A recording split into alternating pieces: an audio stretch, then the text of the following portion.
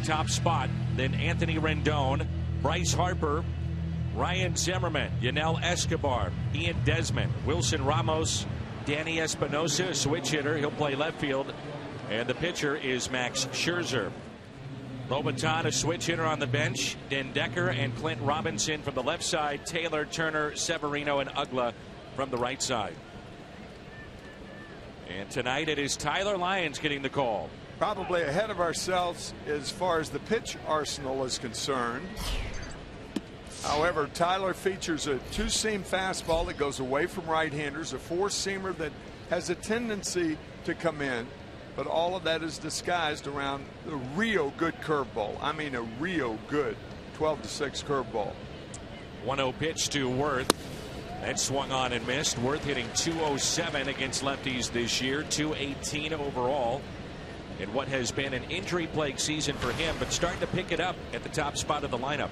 A couple of hits last night. And the 1-1. He did go. So says James Hoy, who is your first base umpire tonight. John Tumpane is calling the balls and strikes. Bill Welke at second. The crew chief, John Hirschbeck, down at third. Tyler found out about this start late last night after the game. And a swing and a miss and a strikeout of Jason Worth to start his night. Good curveball. Here's that pitch arsenal we were talking about. The slider, 30-minute four-seam fastball, little sinker. That's a two-seamer. Good changeup, but a better curveball. And that's what Worth had to handle and couldn't. Anthony Rendon will dig in, hitting .268. So Michael Wacha, the Cardinals informed him as he was driving home. Apparently got out of the clubhouse very quickly after a late game, anticipating the start tonight, and then was scratched. John Mozeliak was telling us both the other day that this is something the Cardinals are going to do not only with Wacha but with Martinez, which they've done like last night, and probably will do it another time before we head to October. Here's a 1-0 pitch. And judging from that, Dan, telling him after the game when Michael was on his way home, perhaps the end of yesterday's game determined that now's the time to do it, because during the game you have no idea whether the Cardinals are going to win or not, and they picked up a game on the Pirates, so why not? I think absolutely makes sense. Yeah, that's when they made that decision. 1 ball and 2 strikes on Rendon. Had an interview lined up with John Mozeliak yesterday, and he kept pushing it back and back and back. And he said, well, I was down on the field, and the one guy I wanted to talk to, I couldn't find him, and it was Michael Wacha, and now I'm starting to piece it all together. The idea was, hey, we win this game tonight, you're scratched tomorrow. I'm sure that's that conversation they were having. Particularly winning it in the fashion they won it last night. Walk-off home run, a 3-run shot by Brandon Moss. Just an amazing game. It really was. 2-2. And a ground ball, base hit. Peralta was near the hole. And Rendon with a leadoff hit, and now headed to second. That ball mishandled out in center field. It snuck under the glove of Tommy Pham. Rendon paying attention and winds up at second base. A routine single, and now he's in scoring position.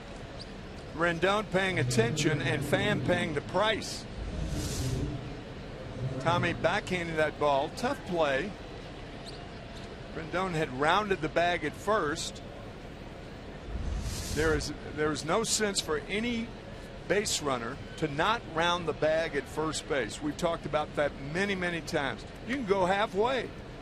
Look at what Pete Rose did all those years. I love what you always say, that doubles and triples sometimes, not sometimes, most of the time, originate in the box. They're born in the box, right. And I was watching Rendon. He did not run hard out of the batter's box at all. Right. No. And yet they give him a double on that play. Most major leaguers don't run hard out of the box.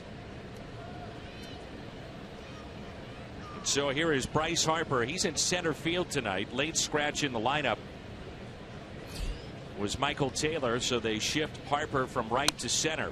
That's fouled back. Starts play tonight with a month to go.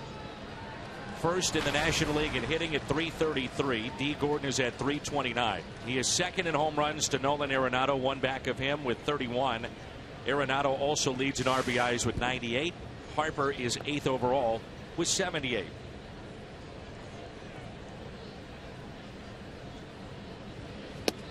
There's that curveball again. What is Bryce Harper doing? One out, a man on second base, and you're going to bunt? He's an MVP candidate? That detracts from that. Rendon's double, by the way, extends his hitting streak to 11. He's at second base. And the 0-2. The point is, I mean, he's their RBI man. 78 RBIs. He'll have 100, but no chance for an RBI bunting with a guy on second base. And in a sense, you leave it up to the next guy to do it. I mean, pass the buck. Yeah, you pass the buck. Exactly. Here's a 1-2 pitch. And a called third strike.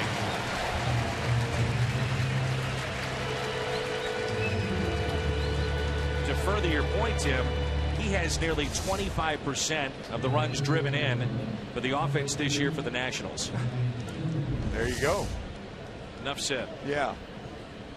Good curveball from Lyons. Hard curveball. It's what you like to see. Left-handed pitcher to a left-handed batter. And now it's Zimmerman. He's had a good series with a couple of home runs. Driven in at least a run in 8 of his last 9.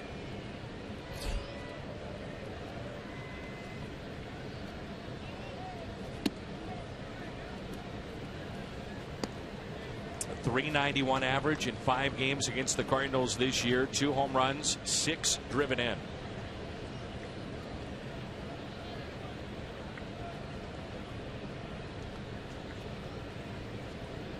Here's a 1-0 pitch.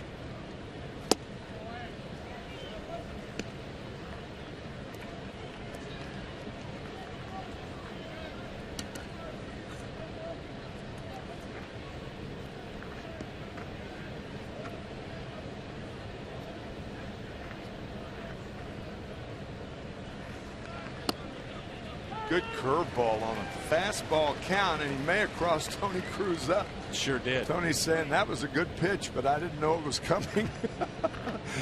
You poor catchers. Oh, you man. poor guys. Well, I'll tell you what, if you're looking for the express and you get the local, you can adapt to it. But if you're looking for the local and you get the express, I mean, it will send the fear of God in you rapidly, and Yachty knows that. Terrifying.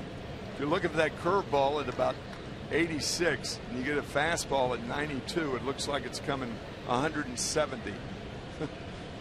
Ouch. And it hurts. It does. Scares you. I bet it does. Guys are throwing 90, 95 miles an hour. 2-1. That's in there for a strike, and it's 2-2.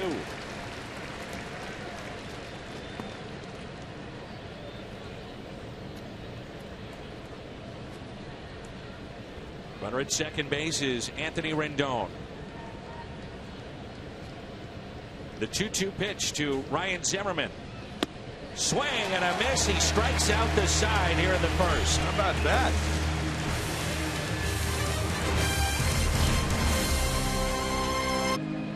What a treat for us.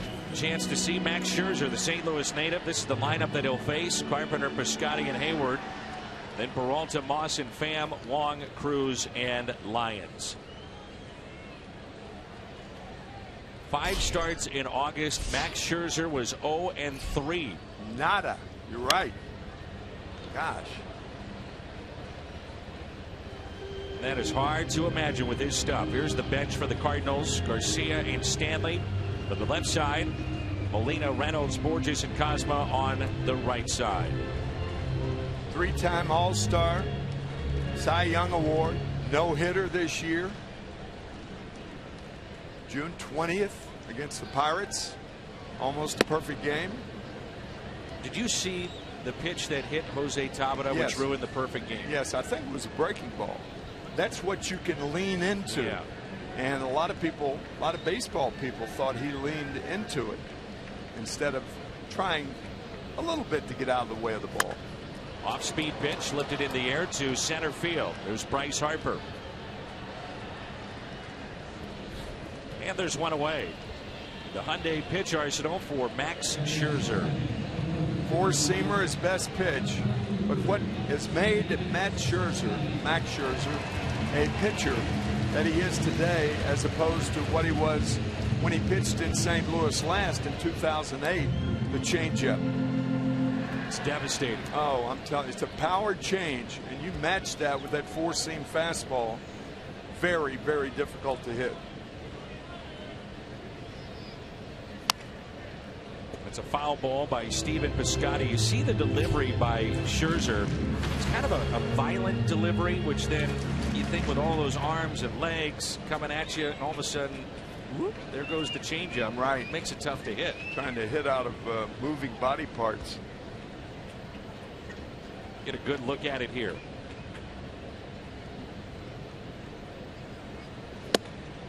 It's a fastball at 94. Max out of Parkway Central High School here in St. Louis, then went on to the University of Missouri. Folks forget he was originally drafted by the Cardinals back in 2003 and did not sign. 43rd round. And then became the 11th overall pick by Arizona in 2006. Mike Rizzo was running that part of the organization with the Diamondbacks at the time, and now he's the GM with the Nationals, so knew plenty about him. You know, I had forgotten that. Excellent point. Well, you know about the guy, you can see the stuff, but he is one of the premier citizens in Major League Baseball. Just a wonderful guy. Huge fan of the University of Missouri in every sport.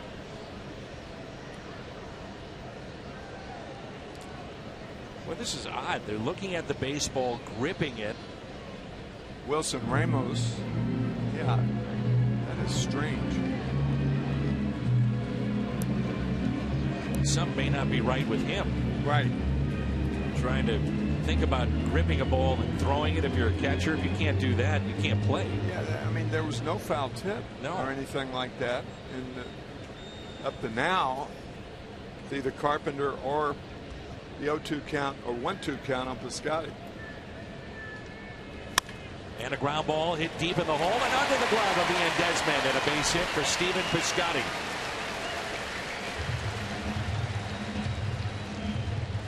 Look at the Nats defensively. Espinosa is in left, Harper in center, and Jason Worth is in right. Escobar, Desmond, Rendon, Zimmerman along the infield, Ramos behind the plate. That's presented by Dobbs. Cincinnati already posted a victory today over Chicago 7-4. Hoover picked up the win. He's 7-0. The save for Chapman, number 27. Jeff Locke throwing for Pittsburgh tonight against Milwaukee, and it's 2-0 already. Brewers in the first. Pitch inside to Jason Hayward. To further our conversation that we had with John Mozeliak, I said, what do you see with Jason Hayward? What kind of player is he? We hear about the great defense and the metrics and the different things that you can use to evaluate and judge a player. Clearly he's hitting much better after that dreadful start. And he said, I'm going to tell you, one of the things that we see out of him that you cannot measure is that behind the scenes and in the dugout, he brings us energy. He has given us a sense of energy, a jolt of energy, if you will, in our lineup day in and day out. The attitude, which then bleeds into what I feel, this is what John was saying, very good team chemistry, which is important, he said. Yeah, oh, absolutely. Look at that. What is this, wiffle ball? What?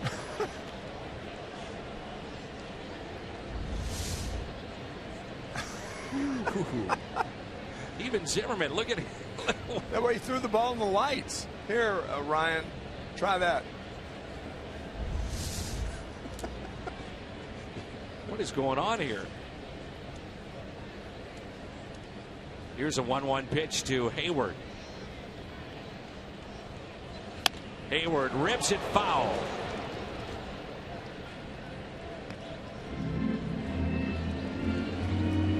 Well, Scherzer just lollipopped it over to first base. We've seen where John Lester won't even throw to first base. Yeah.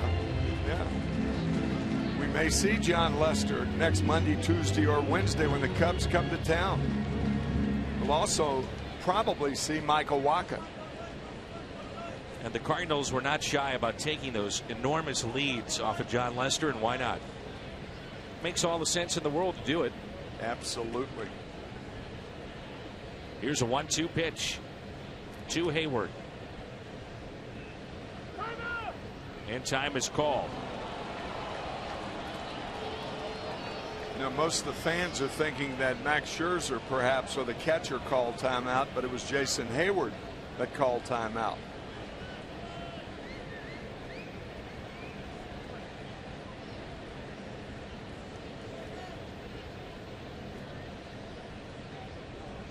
Long look and a 1-2 pitch. Much better move this time. Anything would have been a much better. Right. Hayward in the first 2 months of the season hit .251. Since that time overall his average .314. Right now it's at .290. He's got a chance to hit .300 for the season. Like a changeup grip right here.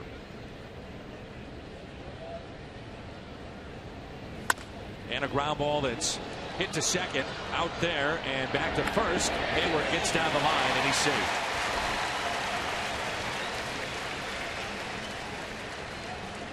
That was actually a fastball from Scherzer. It's one of the toughest things in the game to run hard to first base after you know you have just been charged with a time at bat.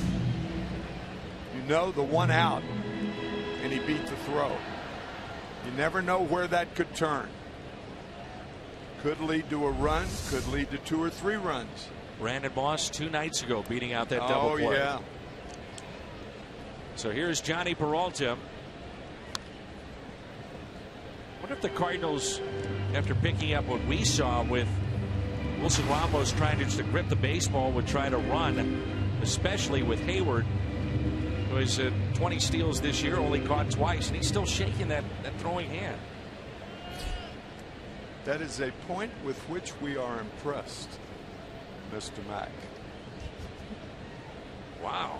You've almost turned this game into cricket.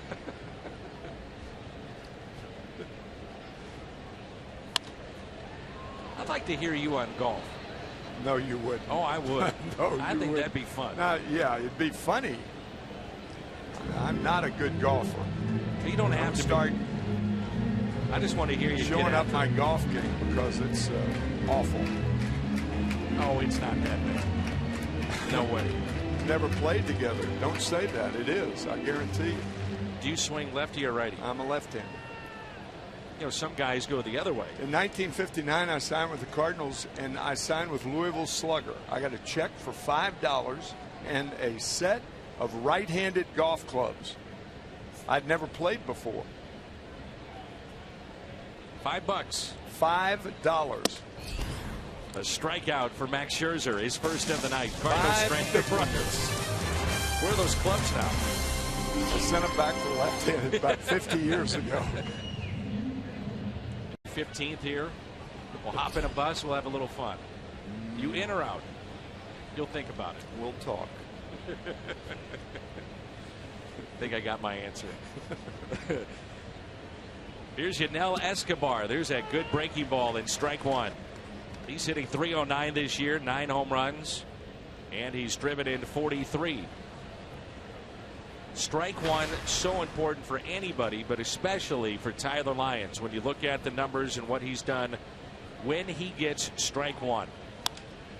There's a fly ball lifted into shallow center. Pham broke back, and now he'll come on and make the catch. Opponents have hit 196 off of Lyons in his major league career when he gets strike one. If he doesn't get that, they hit 303. Well, you know, for a young pitcher who does not throw hard, he can't overpower you with the fastball if he misses early. A guy like Michael Wacha has many other pitches. He gets his changeup over, a fastball over. So when he's behind in the count, he has other ways of getting you out.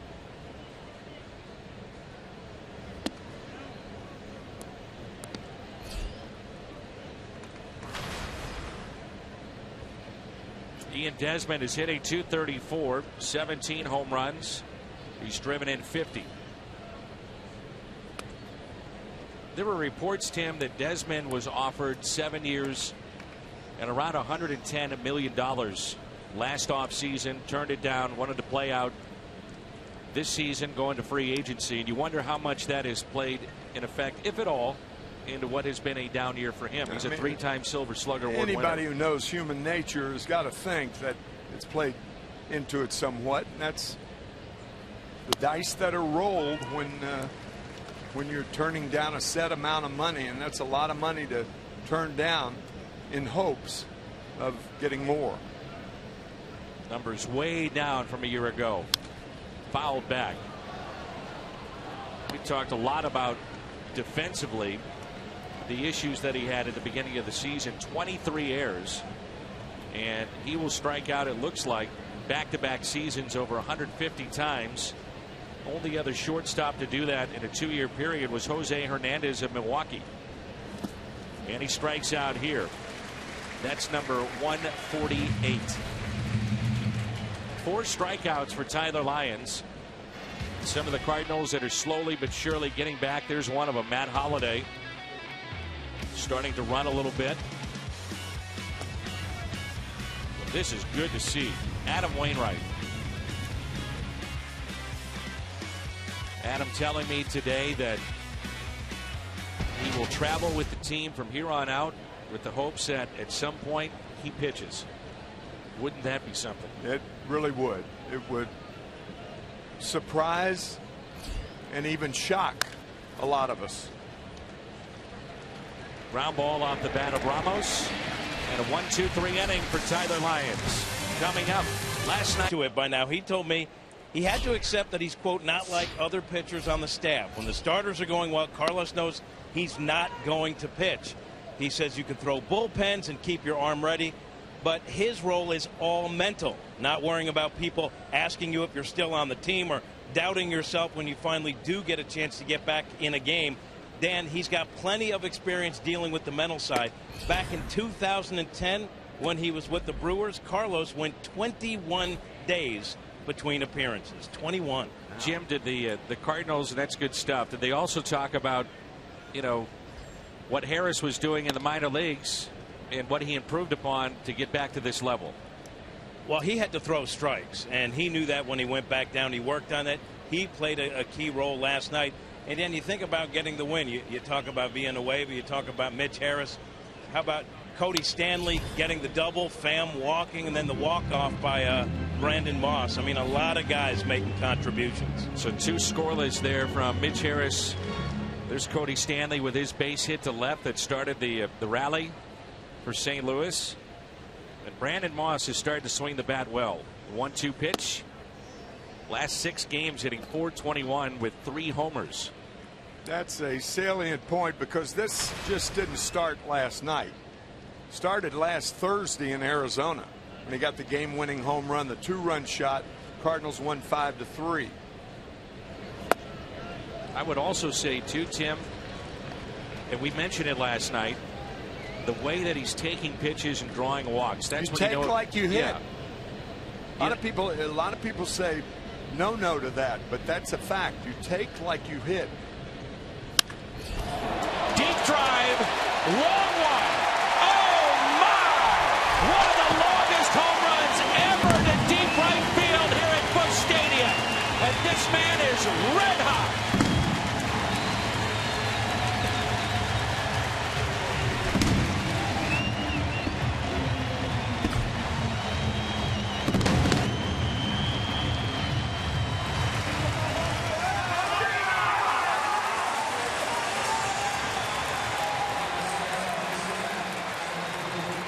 I think that's the longest home run I've seen at this ballpark to right.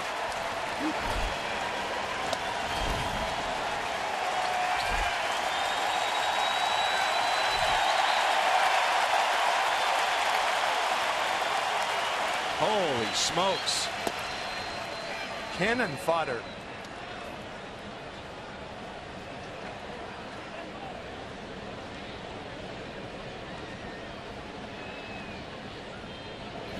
If you hit the ball over the bullpen, and there's a strikeout of Pham, and it lands in the seats, the section right behind the bullpen. That's a mighty poke. To go a few rows up from that, you know, I didn't see where the ball landed. I've got to, but we're going to, all of us together. Wow. Over the exit. Right over the exit in right center field. My gosh. That has been an issue here for Max Scherzer. He allowed 10 homers in 8 starts since the All-Star break after just 10 in 18 starts.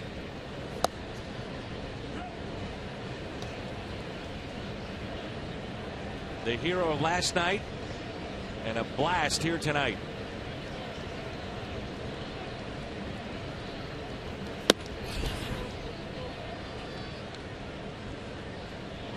Talking about a prodigious poke.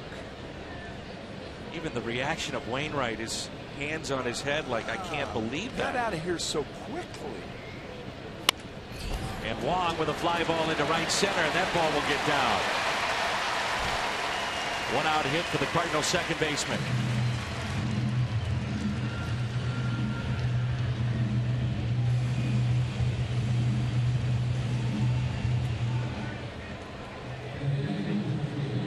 How many times have we seen this in baseball where a guy will throw 8 or 9 innings, next time out not as sharp, and sometimes maybe for the rest of the way not as sharp? Well, that's the case here for Max Scherzer. Since his no-hitter on June 20th against the Pirates, his ERA is 4.40, 15 home runs allowed in those 13 starts, and at one point he certainly was in the conversation for Cy Young Award. No, absolutely not anymore, but you know, the Washington Nationals hanging on by their fingers, the tips of their fingers, trying to catch the Mets.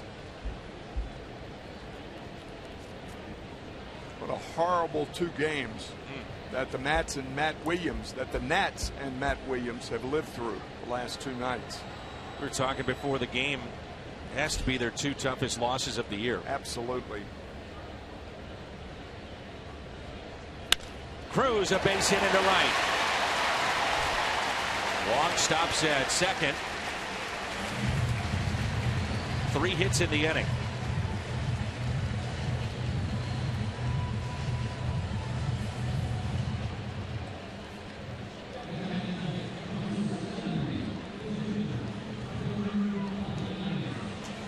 Well, I was right. 454 feet. Longest home run by a left-handed hitter in the history of this stadium, which is 10 years old. That shouldn't surprise you that you were right, by the way. I know I'm sucking up to you a little bit. Well, thank you, Tim. But yes. Thank you very much. Anything else you'd like to add? Don't be surprised. It's all yours. Don't be surprised when you're right. Here's Lyons to bunt, and he pushes it foul.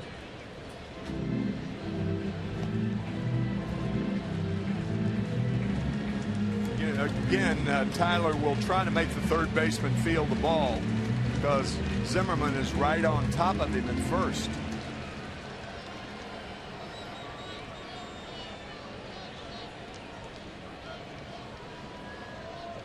Here's the 0-1. Trying to be too perfect. 0-2. The best explanation of bunting that I ever heard, and it's very simple: catch the ball with the bat.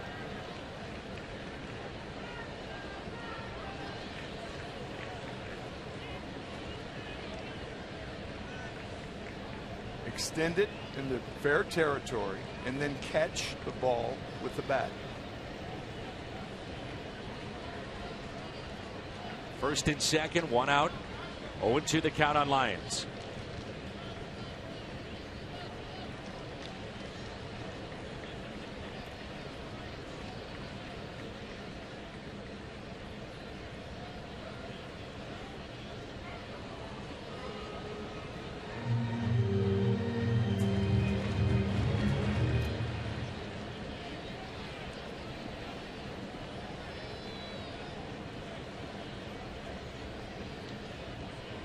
Here's an 0-2. Second strikeout in the inning, third tonight for Max Scherzer.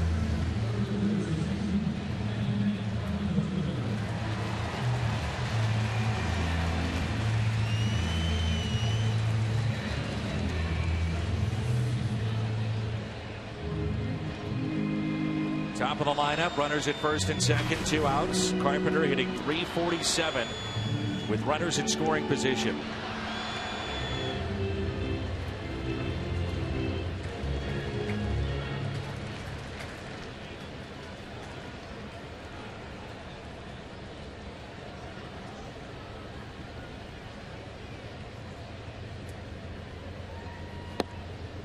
Thinking about some of the Cardinal left-handed bats that could hit long home runs. Chris Duncan, one of them.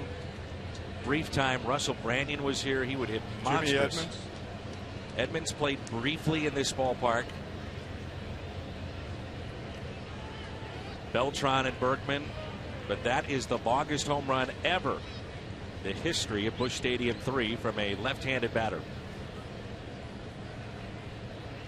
The 0-1. Matt fly to center, first time up.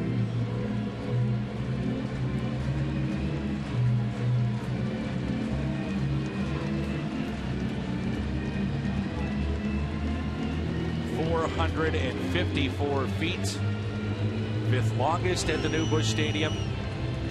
Longest ever by a left-handed hitter.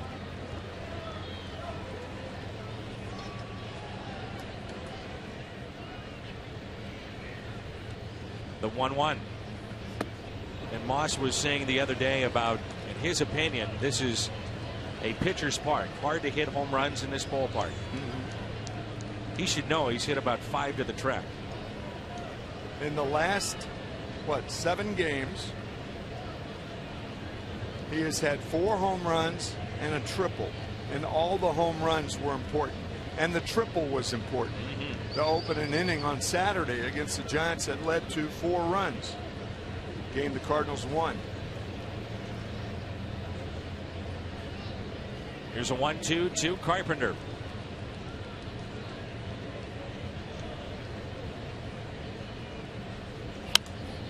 Hit out of play. You can see how Scherzer holds the ball out there on the mound, Tim, and that's just to change the variance of his delivery in terms of not having a pattern. He's told us about that before, as well as many times it's called from the dugout. Hold the ball, hold the ball, hold the ball. Okay, if I'm a pitcher, I don't want people in the dugout telling me while I'm on the mound what to do. Tell me when I'm off the mound, but not when I'm out there. The 1-2. And Carpenter skies one into center field. Bryce Harper puts it away. Brandon Moss, longest home run by a left-handed batter at Busch Stadium 3. That's where it landed. To the amazement of Adam Wainwright. Something, huh, Wayno? The relief duty. He has been terrific in relief in his major league appearances. Much, much better than he has been as a starter. And that is what we're talking about.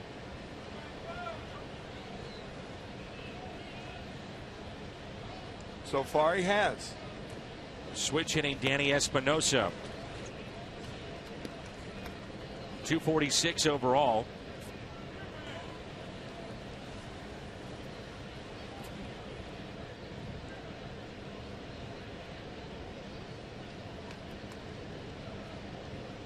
Lyons has talked about the different speeds with his breaking ball. That last one very slow. The 0-2. And he got him with a changeup. 5 strikeouts to start his night. Good spot for that changeup too. Make him reach. He did.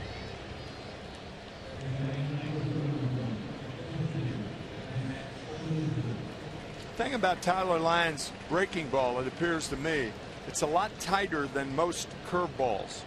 And when it's tight, it's got that little gyroscope spin on it, and he's allowed to throw it harder than most guys who feature curveballs. It's not a, generally speaking, it's not a slow curveball.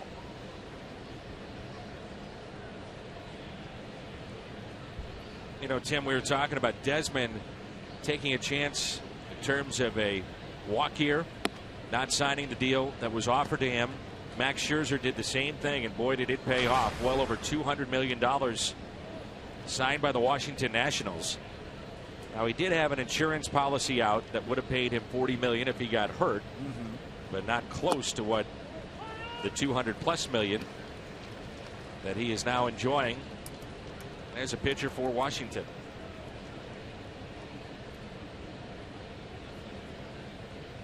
The 2-1 pitch.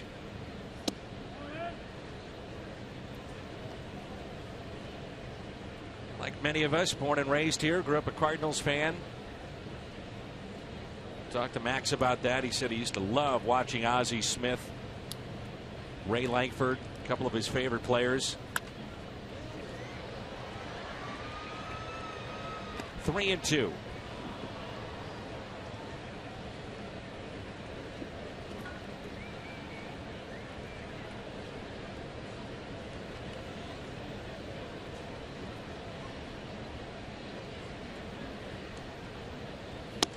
And a strikeout of Scherzer. That is 6 strikeouts of the first 9 he has seen. Keep up with the pennant races in true HD quality on MLB.TV Premium, the #1 live streaming sports service. And college students enjoy a back-to-school offer with 35% off a discount. Authentication required. Blackouts and other restrictions apply. All you have to do is visit MLB.TV today. How about that? 6 of 9 go down via the strikeout. I was just thinking, I wonder if he has ever done that in the minor leagues. He has not done it in the major leagues. Not as a starter. No. I don't think he's ever struck out 6 of 9 during any streak, even as a reliever, has he? I wouldn't imagine. Last year, and I think it was against the Cubs in a doubleheader, and it was one of his best outings. Well, he did work the first game of a doubleheader on July 7th of this year. That was its split doubleheader. So he had a career high 8 strikeouts in 4 2/3 relief appearance, game 1 of a doubleheader last year. That was the most strikeouts by a Cardinals relief pitcher since 1978. The first lefty to strike out 8 since the Mad Hungarian in 1974, Al Raboski. The 2-1. Worth struck out on a curveball his first time up. Well, Tyler did throw a no-hitter in the minor leagues. Grew up in Lubbock, Texas, and pitched at Oklahoma State. The 2-2. I don't know if you see T. Boone Pickens, who has been the largest, by far the largest contributor to Oklahoma State University. He had a great line about a month ago on a financial channel I was watching, and they called him a legend. He said, you know my definition of a legend? It's a 75-year-old with a job. Well hit into center. Pham is back at the wall, and this game is tied. Jason Worth with his 6th home run, and it comes on a 2-2 pitch.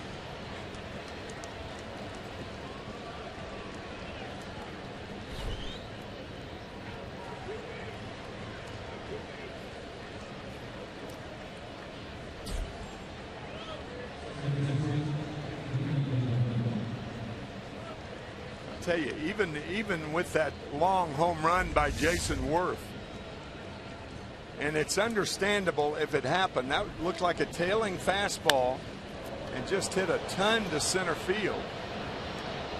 Jason with those long arms. Actually, that pitch was a ball off the plate. My point was, I mean, this Washington team really looks cooked. Just thinking that. Losing 2 rugged games. I mean, 2 Cardinal wins the last 2 nights. Horrific. in baseball terms. Rendon is jammed in foul territory. Brandon Moss puts it away. Home run by Worth. We're tied at 1-1. Telecast. Jason Worth with a long home run to center field to tie the game up at 1. And here's Stephen Piscotty. Little flare into shallow right.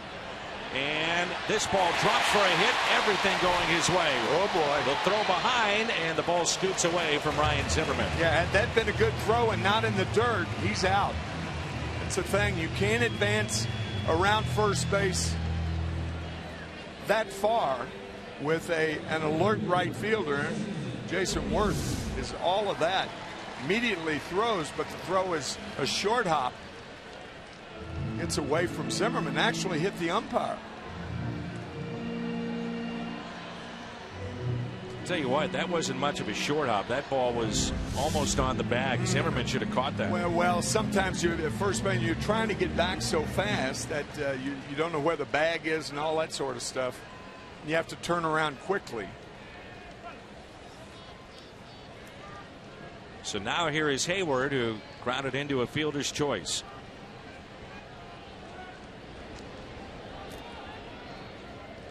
Also, very happy birthday to the 98-year young Jack Schaefer of Albers, Illinois. Lifelong Cardinal fan. Never misses a game on Fox Sports Midwest. Happy birthday to Jack Schaefer. Breaking ball and a strike. Piscotty singled between third and short first time up, and now a bloop base hit into shallow right. 2 for 2 tonight. There's not much going against him since he's come up to the big leagues. No, he's made things happen. There's that changeup it looked like from Scherzer. No balls and 2 strikes. Brewers have added to their lead over Pittsburgh 3-0. That's in the bottom of the third.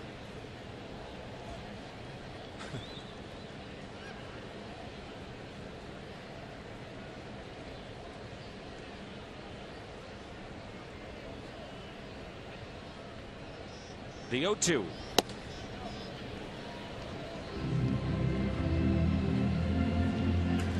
I don't know, you're not huge into, well, if the Cardinals do this by the end of the year, you're at this. No. However, to put things in perspective, if the Cardinals get to 100 wins, they could go 14-16 the rest of the way to get to 100.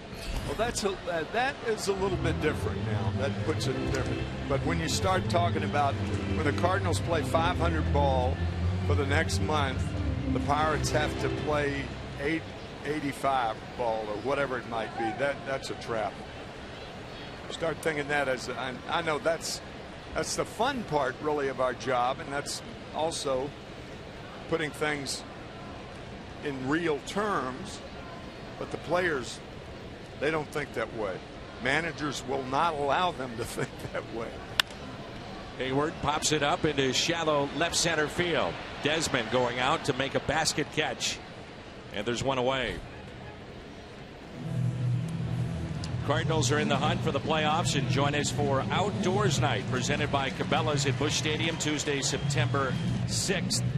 Fans purchasing the special theme ticket take home a one-of-a-kind mossy oak camo hunting cap. Cardinals.com/theme. The last team to win 100 games, the 2011 Philadelphia Phillies, and they were 86-46 at this time. Same record as the Cardinals have. And the point being with that, Cardinal fans know all too well, just get in. It really doesn't matter. Once you're in, everybody's equal, and the Cardinals knocked off the Phillies in 2011. Yeah, get in and win the division by getting in. That's what's important nowadays. That's when the second wild card team was added in what year? 12. I forgot. In 12, yeah, that's right. The year after the Phillies lost that unbelievable Chris Carpenter 1-0 game in Game 5 in Philadelphia. Ryan Howard tearing his Achilles after making the last out of the game, if you can believe it. That team hasn't been the same since that night. Not even close. 1 ball, 1 strike on Johnny Peralta. The record for wins for the Cardinals was set back in 1942. 106. But you're so right. I mean, that first game, 1-game playoff, anything can happen. Wicked. And it's not a way of, I don't know if this is the right way to put it, penalizing a team for not winning the division. But it does reward those that do win the division. You get a little rest. You can hopefully set up your rotation. Where in that 1-game playoff, you're going with you would have to assume your ace in that game. Right. It would not be available then in game 1 or maybe even 2 of the division series. Example, if the Pirates meet the Cubs for a 1-game playoff, the Cubs have to use Jake Arrieta and the Pirates would have to use Garrett Cole. So they go into facing whoever they face the next round, the winner of that game, the best 3 out of 5, with Cole and Arrieta not being able to pitch until game 3. I just wonder, just thinking out loud here, if you're the Cubs and you do face the Pirates, do you go with John Lester because of the left-handed bats that they possess, and that's hit out to left field? That'll drop in for a hit.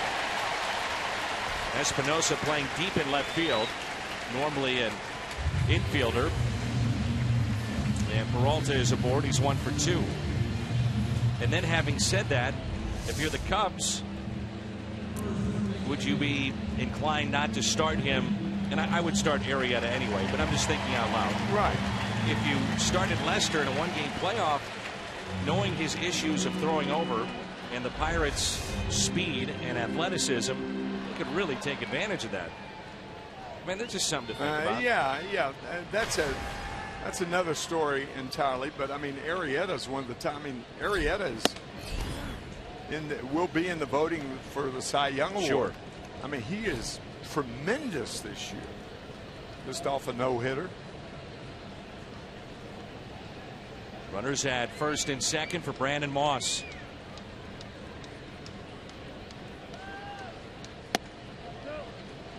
And Brandon now up to 19 home runs combined with Cleveland and St. Louis. 58 RBIs this year. 2 balls, no strikes.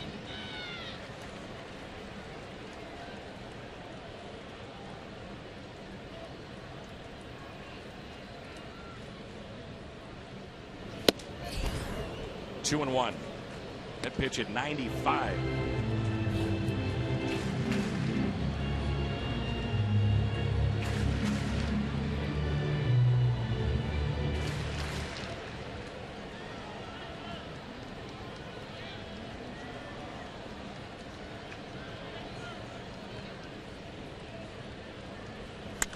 Moss pulls it foul.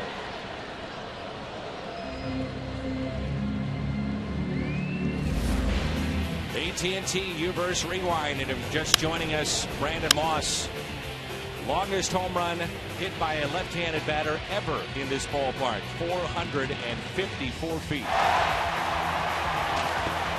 The reaction from Wainwright was priceless.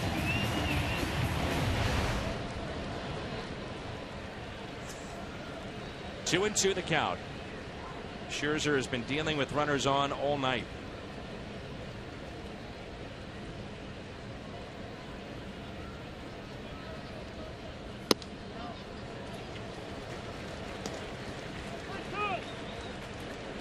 I don't think he's sent the runners here. Seen it a couple of times here, Tim, where that breaking ball has been flat from Scherzer, and they say that's been his primary issue coming into this start. A couple of good ones too. Took something off it, and a strikeout. That was a good changeup to get Moss.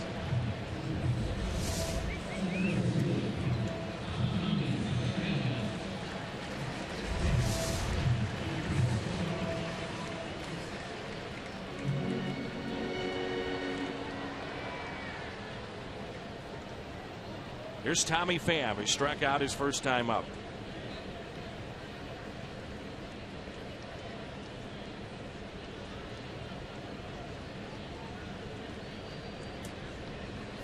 Inning started with a base hit. A bloop base hit by Piscotty into shallow right. Hayward popped out to short. Peralta a single into left. Moss the strikeout. So 2 on, 2 outs in a 1-1 game here in the home half of the third.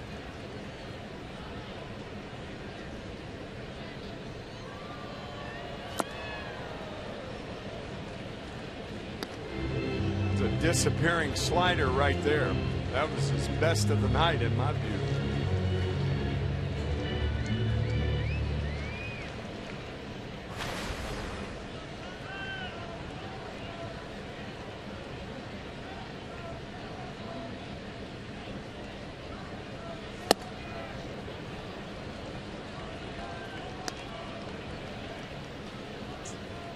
Ramos Ramirez, a 3-run homer for Pittsburgh. They've tied their game up at 3 with Milwaukee.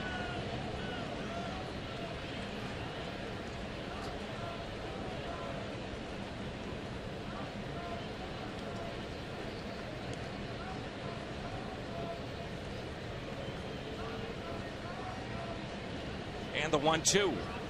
Pham strikes out. Back-to-back Ks for Max Scherzer. 5 on the night. Sends us to the 4th. 1-1. Innings.com. And the promo code CARDS. So here we go. Bryce Harper. Breaking ball and a foul ball. We both were a little perplexed. First time up, Bryce Harper digs in with a runner at second base and was trying to bunt with 1 strike. And 1 out. That will perplex one. His power numbers have been down here in the second half. A fabulous first half. Only Giancarlo Stanton had more home runs before the break.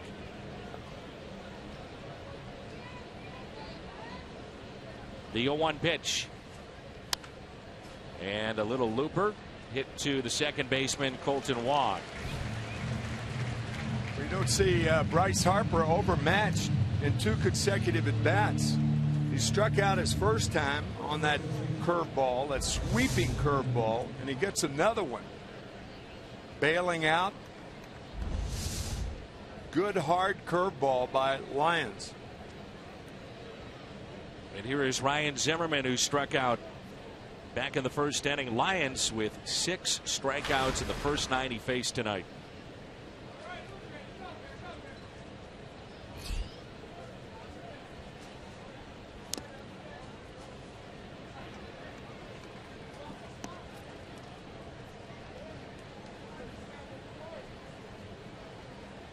Tonight 6, the first 9, 3 innings.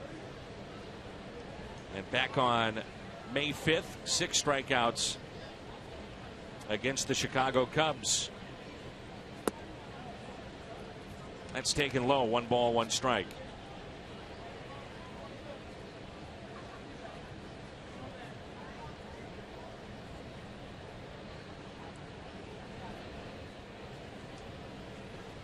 Here's a 1-1. Pulled foul.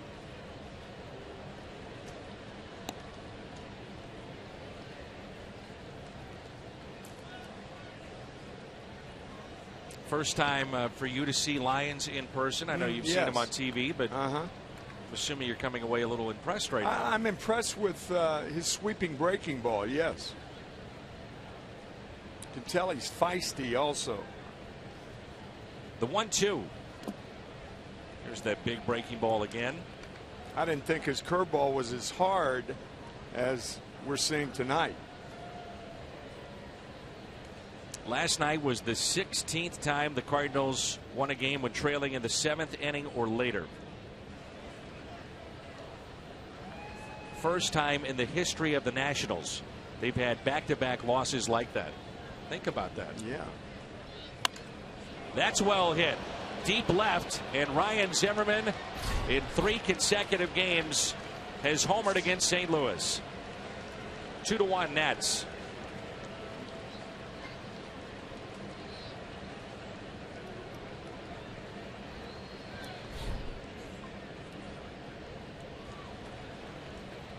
He only had 12 home runs coming into the series.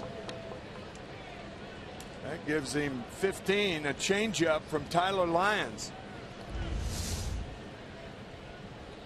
As the Nationals try to rally around the Virginian. Went to the University of Virginia, from Virginia.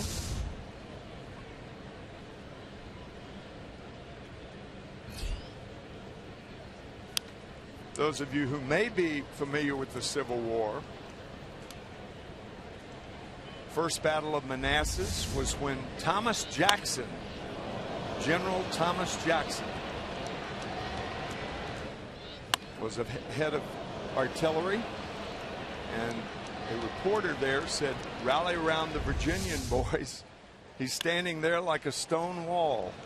There's a base hit for Yunel Escobar into right center. And the legend of Stonewall Jackson was born. So that's what the Nats are trying to do.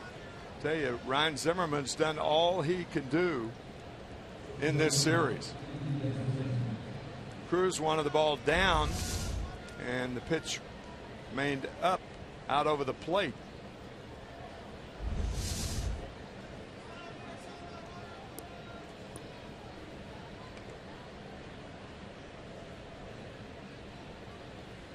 Cruz trying to settle down Lyons. After striking out 6 of the first 9. He's given up 3 hits, 2 of them home runs to the next 5.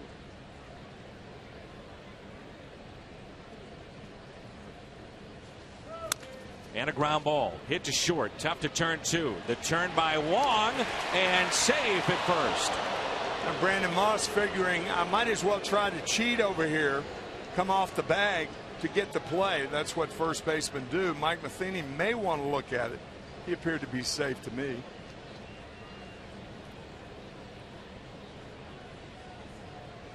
That's David Bell on the phone, his bench coach.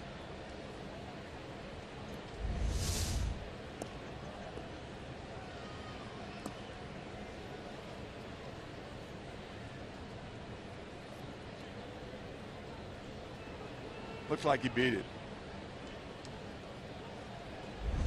Close play.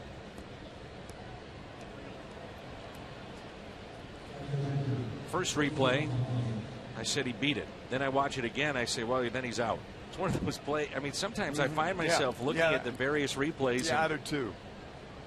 And I can't figure it out. Yeah. What that tells me, though, is that from a manager's perspective or whoever's watching that, they say, well, if it's not conclusive, don't challenge. Right. Here's Wilson Ramos. And a ground ball base hit into right field. And the runner should be at third. Well, that was slowly hit. And Desmond was not running hard towards second. Well, I think he gave up on that. He checks and sees where Hayward is, and a lot of times when you charge the ball in a hurry, that stops the runner. Doesn't matter what kind of throw, but with Hayward's reputation, a lot of guys will hold up like that. Of course, you can't round the bag in that situation because Hayward will throw behind you. Or he can't. 2 outs. Again, it's the number of outs where you take a chance. With 1 out, you take the chance. With 2 outs, you can't make the third out at third base. And I understand that, but yeah, you know, Desmond is a good runner. He's a fast runner. I understand. Not trying to shoot holes in your explanation, partner. Don't get me wrong. Oh, no. I wouldn't do that. But I mean, I could see it either way. Yeah. I think the number of outs, whenever the number of outs says you don't want to take the chance, then you stop. 0-2 the count. Lions at 56 pitches on the night. That's a 10-game hitting streak now for Wilson Ramos.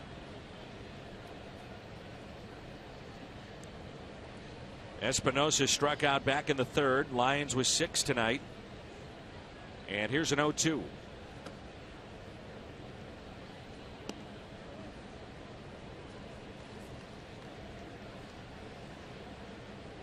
To your point about running on Ramos, when you see him run the bases, we saw him with the bruised right hand. Tell you, I open things up if I'm Mike Matheny, the Cardinals. He could barely walk out there. I mean, he barely walked to first base. Really problems with those ankles. What a difference a year makes for the Washington Nationals. Last year, 96 and 66.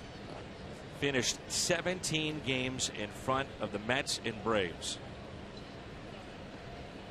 That was a National League high 96 wins. Matt Williams was the National League Manager of the Year. Clint Hurdle, lights out bullpen. Yeah. And this year just trying to hold on.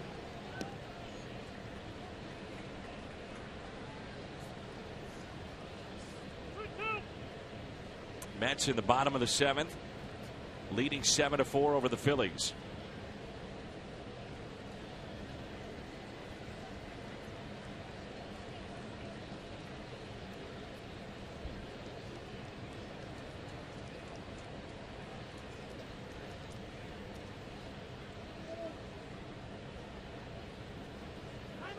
And time is called. Yeah, they had a tough time getting to where they were going then.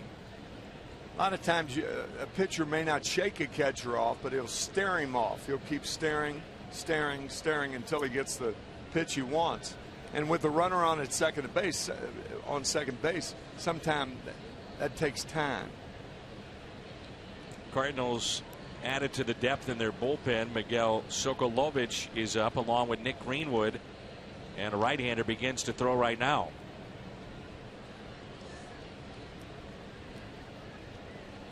You manage differently with the expanded rosters. Oh, yeah.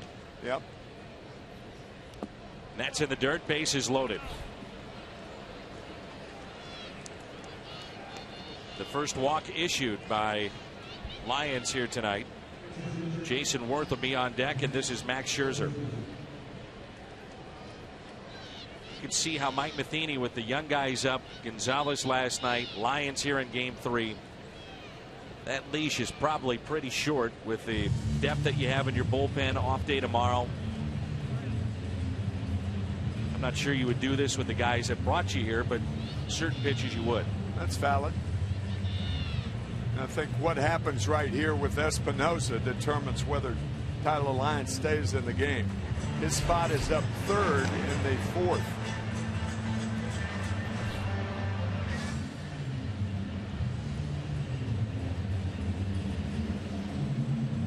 I beg your pardon, was Scherzer up.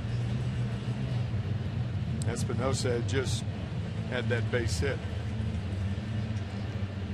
Join us for Academy Sports and Outdoors Autograph Nights, the 6th and final autograph night, Friday, September 4th. 2 current Cardinals will sign autographs in the Ford Plaza for fans 15 and under.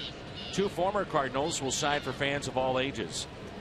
Visit Cardinals.com/promotions to find out more. So 2 outs, bases loaded. And strike 1 on Max Scherzer. Very important to get that first pitch over so he doesn't rush things, tighten up. Just thinking that you get the pressure that builds. Yeah, right. It is Miguel Sokolovich that's throwing in the pen, and Scherzer grounds it to short in a forced play at second. The Nats strand the bases loaded, but they pick up their first lead of the night. The home thing with Derek Lilliquist or Mike Matheny, did they think about potentially skipping Waka and Martinez as Colton Wong?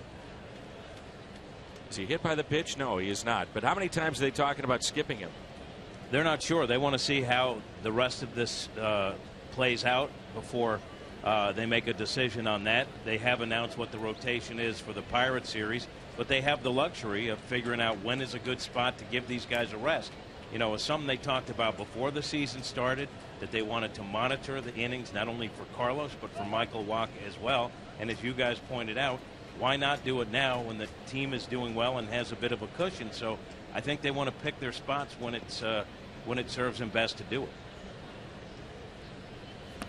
That pitch down and in to Colton Wong. Single to right center. You think about it, Tim, you go back to spring training, that was the big conversation point as Matt Den Decker takes over for Bryce Harper. We'll hope to get word on what's ailing Harper, but strange move. You know, the big talk was, first of all, who would be your fifth starter?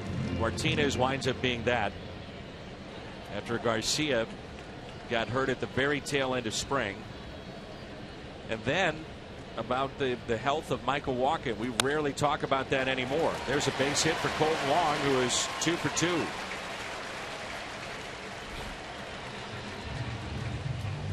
But Tim, you mentioned it. You know, Harper did not look comfortable in his last at bat. So tried to bunt with a runner on his second base and 1 out his first at bat, and then looked really bad that second at bat, bailing out and popping out weakly to second base. So we don't really know what's wrong with Bryce.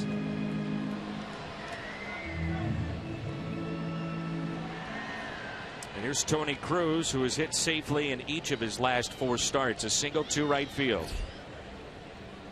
Wong certainly a threat to steal. Also, the thing about Michael Wacha is the most obvious is things heal. I mean, over time, I mean, it's been a year since Michael's had the shoulder problem, but things heal. And he's shown no signs this year of having anything wrong with the top of the right shoulder that's been bothering him and caused concern last year. They've done different exercises and a weight program to strengthen up particular muscles in the area around the shoulder, specialized training for that. And according to Michael and talking with us, he says it's really helped and he feels great.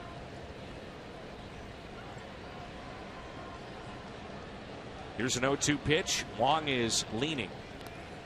Colton with 14 stolen bases this year.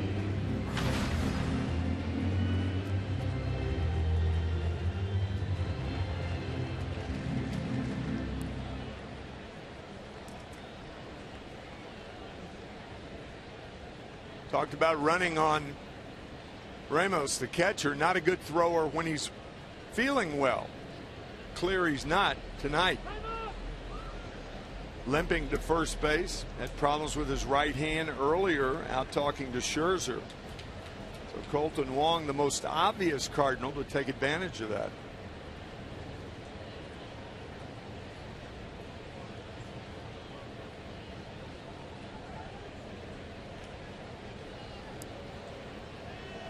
I've watched Scherzer pitch a lot, whether it be against the Cardinals or on television. I can't recall him doing this. The lollipop. Yeah.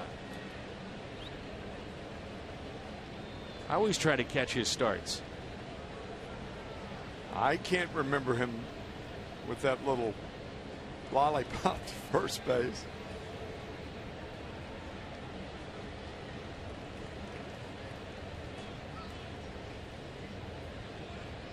Long look, the 0-2. I saw him pitch a lot at the University of Missouri, called a couple of his starts. Oh, you did? Yes. Yeah. Always a hard thrower, but now never had a changeup. Never like this. No. Nope. Great arm, no change. The change has changed his life and earned him quite a payday.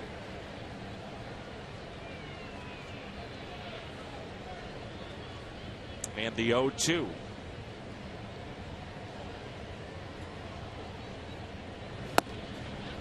That's strikeout number 6 for Max Scherzer. College football, it's back on Fox Sports 1. And this is the game that everyone's been waiting for. Jim Harbaugh makes his Michigan coaching debut. The Wolverines take on Utah. You can see that tomorrow at 6. The pregame show sponsored by Geico.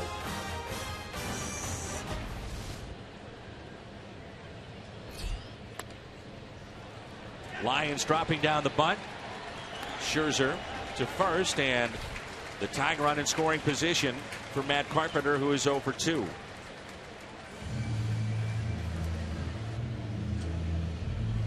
Jeff Locke knocked out of the game for the Pittsburgh Pirates, their starter. 3 2/3, 9 hits, 5 runs. Milwaukee top of 5, a 5-3 lead. And The struggles of the Pirates with the Milwaukee Brewers.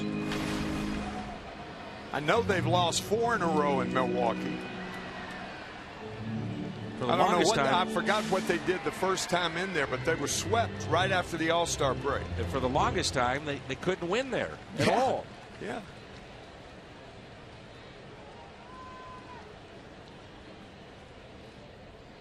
Two outs, runner in scoring position, and a strike to Carpenter.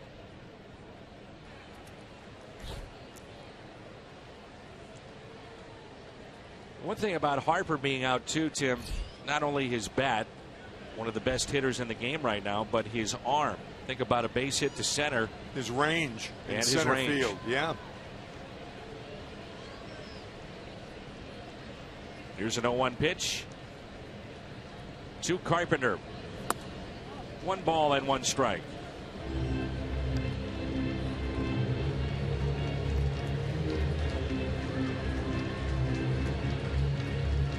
Carpenter leads the club in runs scored, doubles, walks, 20 home runs, 69 RBIs.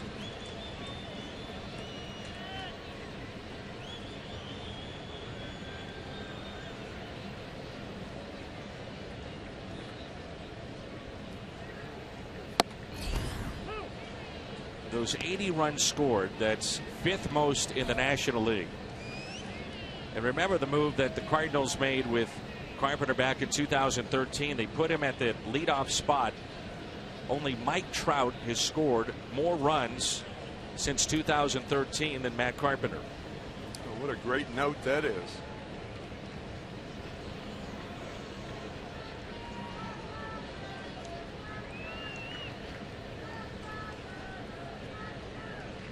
And now the 1-2. A strikeout of Carpenter. 7 tonight for Max Scherzer. Has recorded 6 on the night. Here's Jason Worth, who was homered, and Scherzer with 7. Strikeouts and home runs and nothing in between. Nothing in between.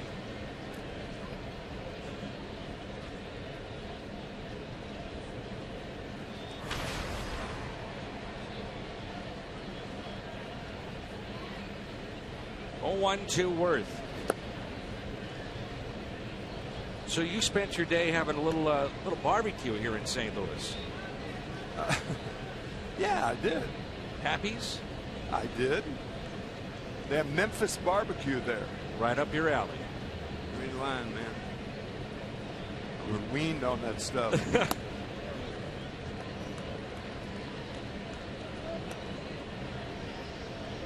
2 balls and a strike on Worth. Funny, you mentioned barbecue, and I started using ain't. You ain't lying. You start talking in the terms of eating barbecue. That's Back home in Memphis, huh? Yeah, your vocabulary goes right down the tank. Good recovery, huh? Well, if someone was paying attention, they did hear tank. Yeah, well, come on. You could have said that. Yeah, fine. of course. Yeah. The sensor didn't go off. But anyway, getting back to barbecue, it's awfully good. A 3-1 pitch. A changeup on 3-1.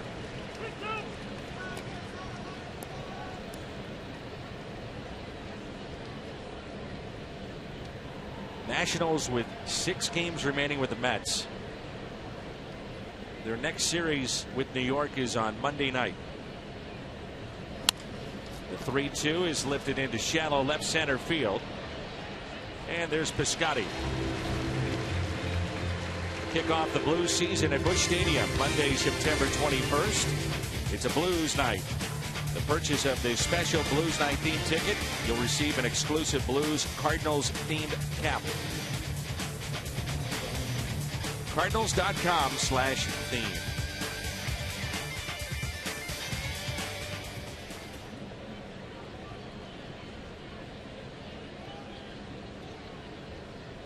Rendon 1 for 2. Now with an 11-game hitting streak. First pitch popped up. There's Colton Wong, 2 down.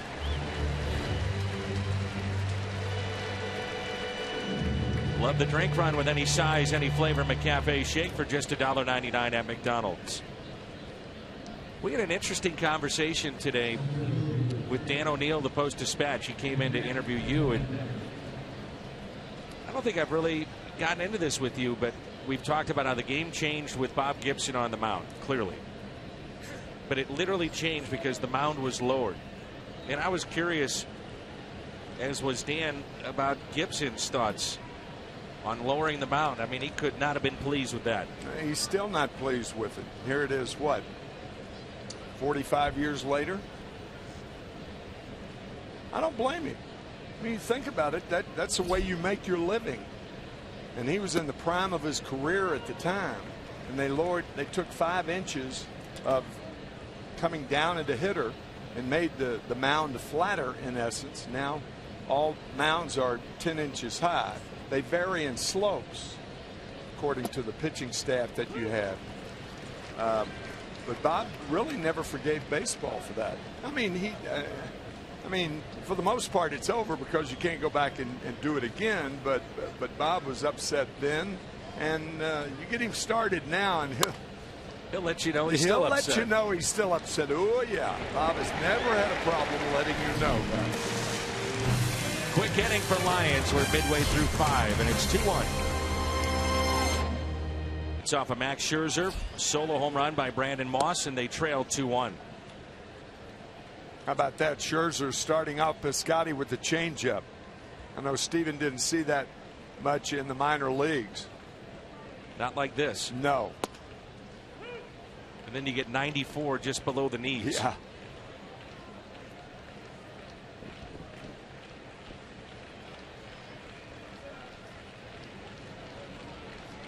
Here's an 0-2. And that's strikeout number 8. And Scherzer has struck out 3 of the last 4. Cardinals offense, big part why St. Louis has won 9 of their last 10, averaging nearly 7 runs a game. And this is our BJC Healthcare difference maker. Crooked innings, those crooked numbers. You'd love to talk about that when you're on offense. Just to finish up our conversation about the mound and the changes, I'm curious, 1969 you report to spring training, first month or 2 maybe of the regular season. Did you see the effectiveness or the bite of pitchers? Did it change from the year before? Was it noticeable? I don't think so. Maybe to a small degree, but for the most part, no.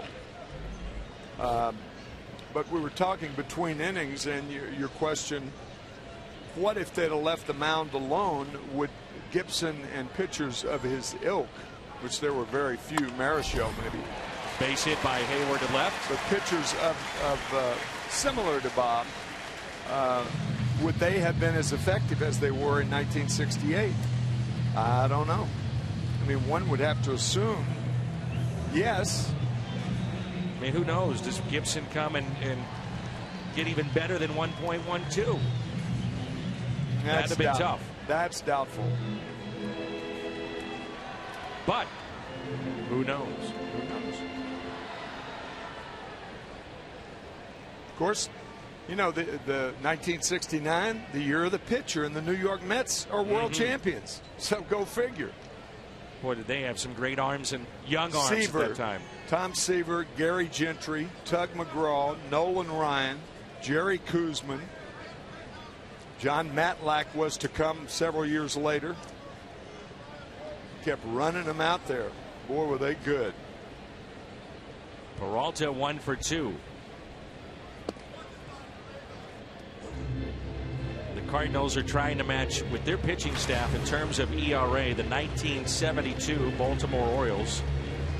No team has gone this deep in a season with what the Cardinals have been able to do since 1972. And the 1-0 pitch.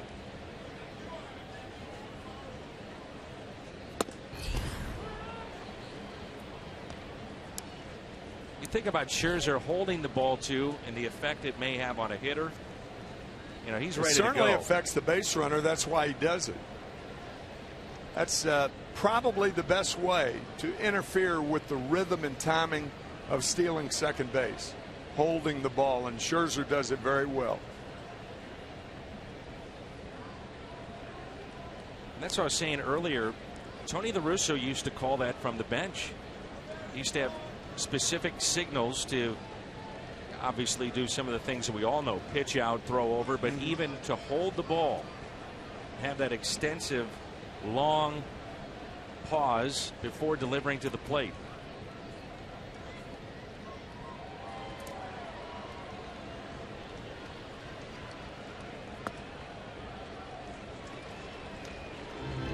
Certainly think about running here on 2-1. But it would more or less be a straight steal, I would think. I mean, Mike Matheny does not like to hit and run with Johnny Peralta. Too much power. 16 home runs, 22 last year.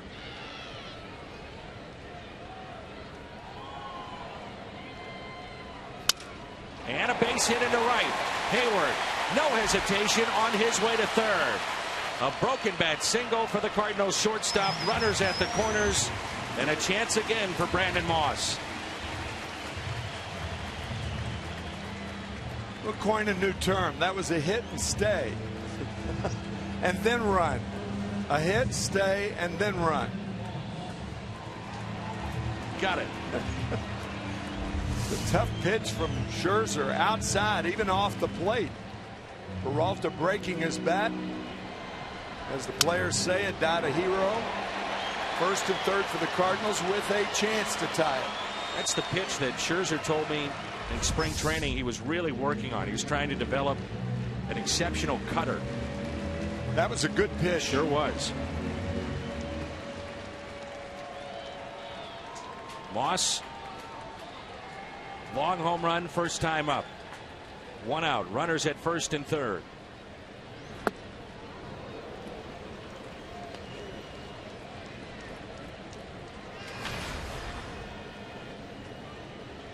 That home run measured at 454 feet.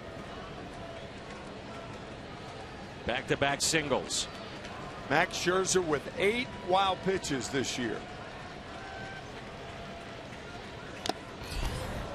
Say that because of Ramos's condition behind the plate. Problems with the lower extremities.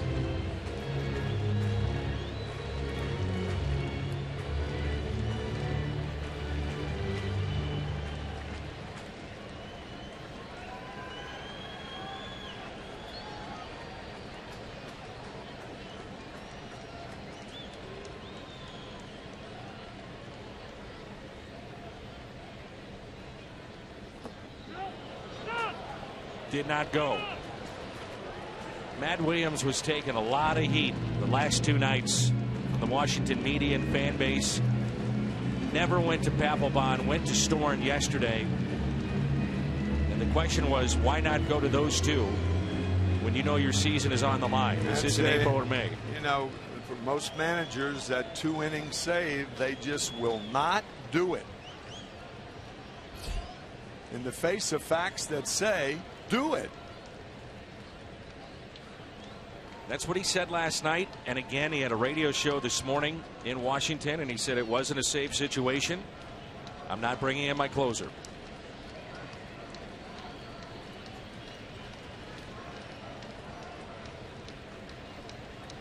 The 1-2 to Brandon Moss. 2-2.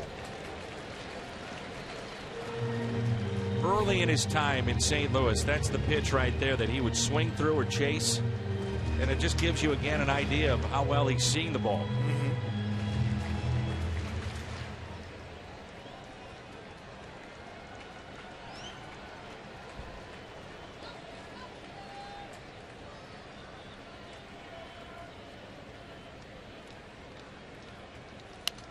Good cut. Foul back. That was hittable.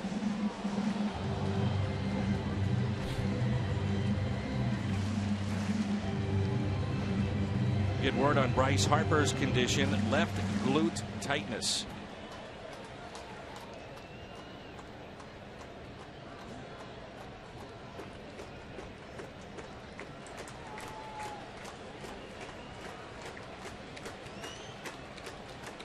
It's another 2-2.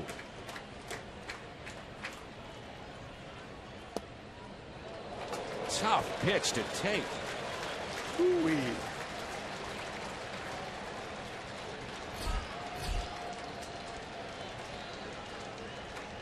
So going deep into counts with these pitches seen, and this crowd ready to explode here at Busch Stadium.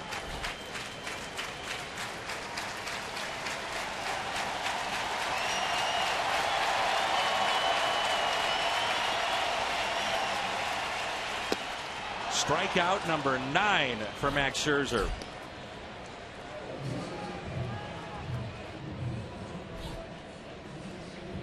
Showed you earlier with our DraftKings players to watch. The fact is, Scherzer can pitch out of jams with strikeouts. And since 2009, Arcia in the driver's seat is closing in on 1,500. Only Kershaw and Hernandez are ahead of Max Scherzer. Cardinals need a 2-out hit from Tommy Pham.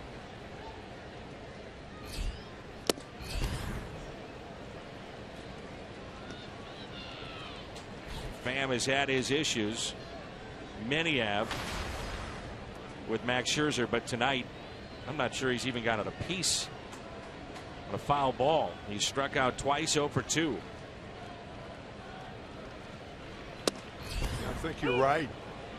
I mean, he is making tough pitches on all the Cardinals, but Tommy Pham in particular.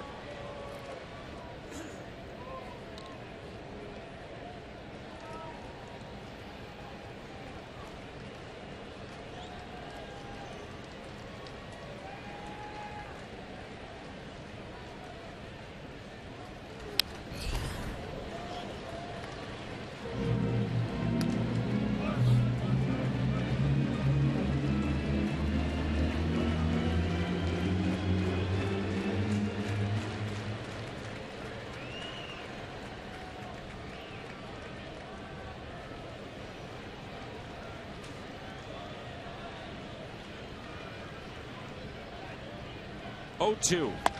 Pham, little flare, shallow right field. It drops for a base hit, and the game is tied. Tommy Pham comes through with a single on an 0-2 pitch.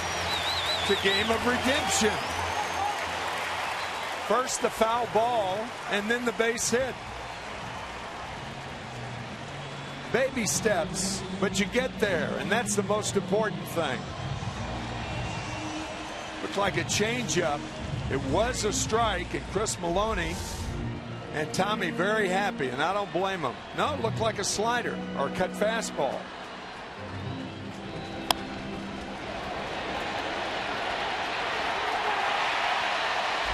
Tommy Pham's got one of those great smiles when he lets it go from ear to ear. Nice to see. Wong 2 for 2.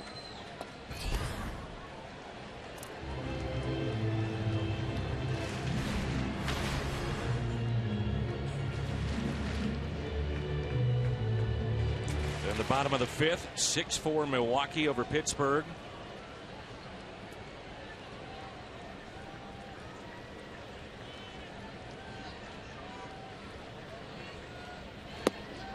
One ball, one strike on Colton Wong.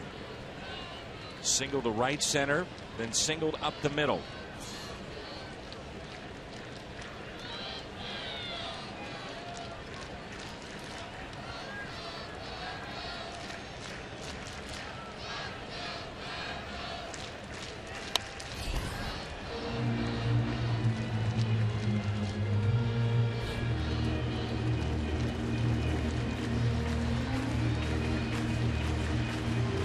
Well over a month last time we saw a Colton Wong home run.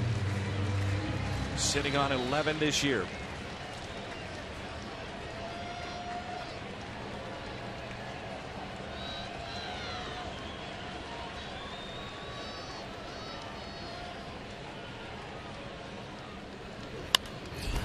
And he pops it up. Cardinals strand 2, but they pick up a run. The youngster Tommy Pham, all smiles. For Scherzer, some frustration for the veteran. Into the 6th, Tyler Lyons. Zimmerman hit a long home run back in the fourth. His 15th of the year, RBI number 65. Outfield is deep, straight away. The first pitch is taken for a ball.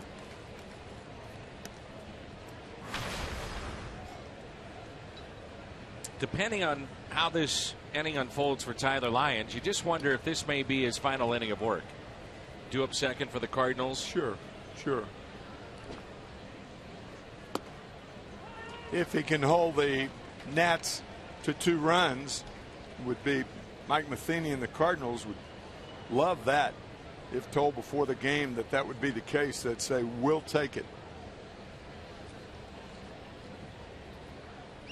1 ball, 1 strike.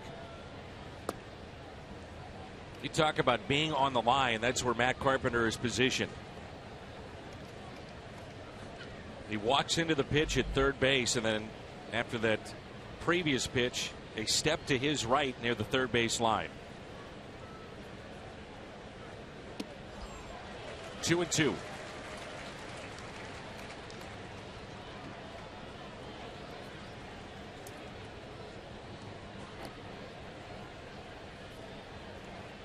Said it a lot. The Cardinals 40 games above 500, 30 games to go in the season. Just the second time in the past 70 years that has happened for St. Louis. To do it within 132 games. Zimmerman hits it foul and out of play. See, that's a quality curveball. When you could throw it that hard, that tightly wrapped to an experienced hitter like Zimmerman, he fouls it off the other way. That's the impressive thing about Tyler Lyons, as you were saying earlier in the game. That hard curveball. 2-2. In the air. Deep right center. Pham looks up. Zimmerman has done it again. His 4th home run in this series, in the 2nd tonight. Tyler Lyons livid. Tremendous power to right field and the straightaway. He's a straightaway power hitter. Think of his home runs. That's his 4th home run. 2 to center, 1 to slightly left center, and 1 to right center. Gets the fastball. Again, Cruz is sitting inside, and that fastball right down the pipe. That ball's crushed. Yes, it was. So the Nationals back on top 3-2. Here's Janel Escobar. And ball 1. Escobar is 1 for 2. He's fly to center and also singled to right center field.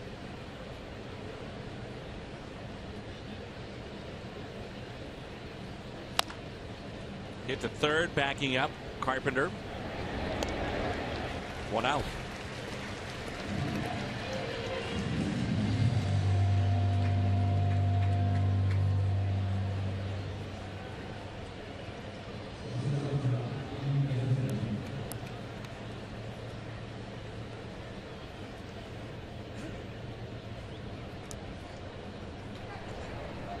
Most home runs in the National League the last 11 days. Zimmerman really carrying this club with 7, and 4 of them coming in this series. 2 home run night. Now Ian Desmond.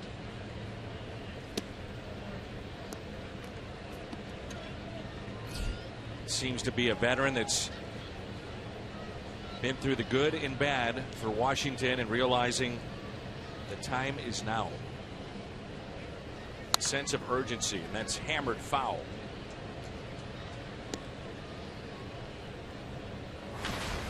A lot of games to pick up, not a lot of time to do it.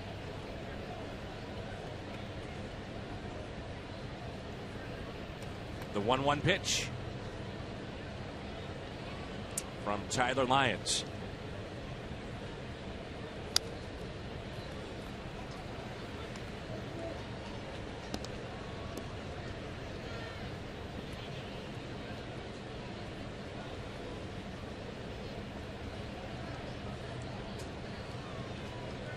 Boston won today 13-8 over Boston, or rather New York over Boston. They began a game and a half back of Toronto in the American League East. Toronto 5-1 winners over Cleveland, so 1.5 out for the Yankees. Kansas City began play 12 games back. They got their services, or 12 games up, excuse me. They got the services of Alex Gordon. Yesterday he returned from the DL. That pitch is popped up. Moss is over, and with a play makes the catch. Houston a 3-game lead over Texas. All Sunday, starting 2 hours prior to every home game, enjoy games, prizes, and free North Star ice cream treats while supplies last in the Ford Plaza, presented by Prairie Farms. Cole Hamels with the Texas Rangers has not pitched well since being there, not pitching as well as National League folks have seen him pitch over the years. I mean, that guy can pitch, but the adjustment has not, the positive adjustment has not taken place yet. Wilson Ramos 1 for 2, breaking ball and a strike.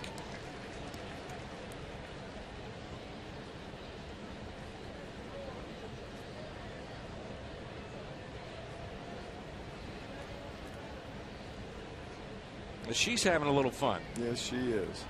Think she cares about that solo home run? I don't think so. No. Ramos lines out. Home runs, the story in this game. 3rd inning. Jason Worth. That was his 6th. And Zimmerman has had back-to-back at-bats against Lions with home runs. Number 15 and moments ago, number 16.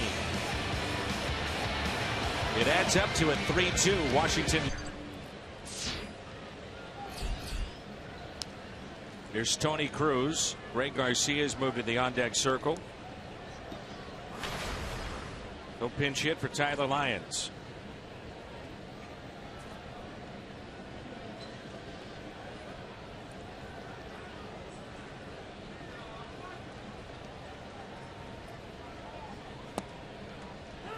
Scherzer is not disappointed here tonight.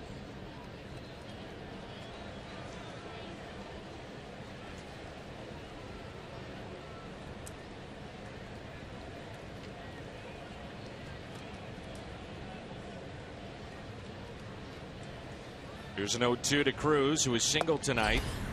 Max Scherzer with 9 strikeouts. He's allowed 10 base hits. Cardinals have stranded 8.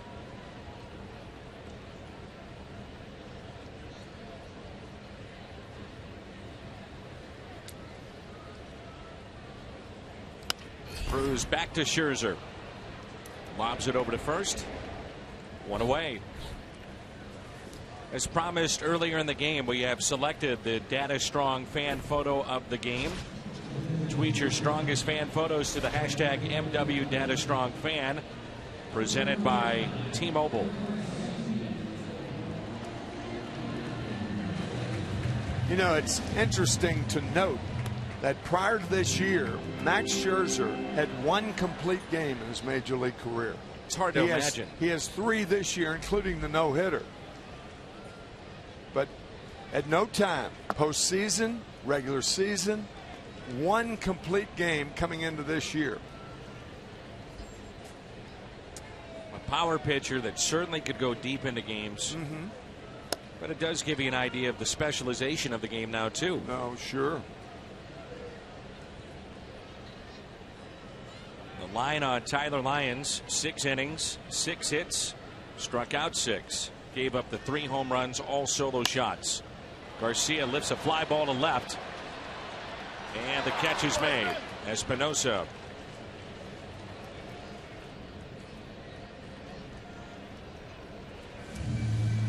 This was handed to us in between innings. It's a picture from the Post-Dispatch back in 1948. Babe Ruth is with a bunch of kids around him. One of them being Marion Green, the other one Cheryl Binghamton. Now now 90 and the other 82, and they are at the game tonight. There's their picture with what was the date on that? Babe Ruth. That's June 19th. The Babe died the next year in 1949, and later on during that year. That's a base hit, fair. Carpenter on the line in right in his first hit tonight. Well, that ball hit right on the line, I believe. So Matt Carpenter with a 2-out in scoring position hit for the red hot Stephen Piscotty. See, right on the line. Brought up chalk. But that year, some 3-4 months later, was when the Chicago Tribune printed Dewey beats Truman. Dead wrong. How can that paper ever criticize a broadcaster after that? You used to bring that up, right? Yes. No, I'm bringing it up right now. We're picking off all those people. All you bloggers out there. You got Doug Harvey earlier this year. Huh? Yep, got Doug Harvey. There are a few more. Then I'll quit. I can't wait. No. Just kidding now. Come on. 2 outs, no balls, and a strike on Stephen Piscotty. 2 for 3 with a couple of singles. Tying run at second base. 0-2.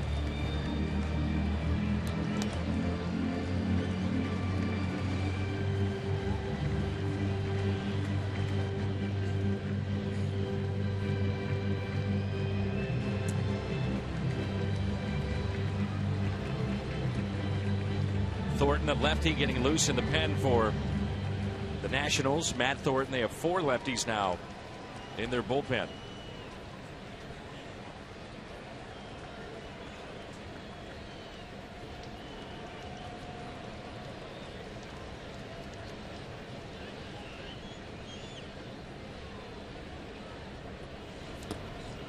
This game has now grown in importance for Washington.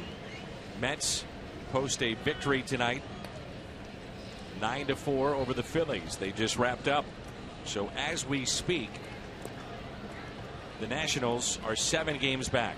And have these innings been murky for the Nationals over the last 2 nights?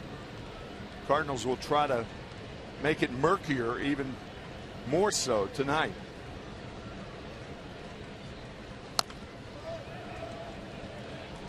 If you would have told Mike Matheny before the game that Tyler Lyons will give you 6 innings, 3 runs, and that you would have 11 hits against Max Scherzer, yeah, you good. take that. Very good point.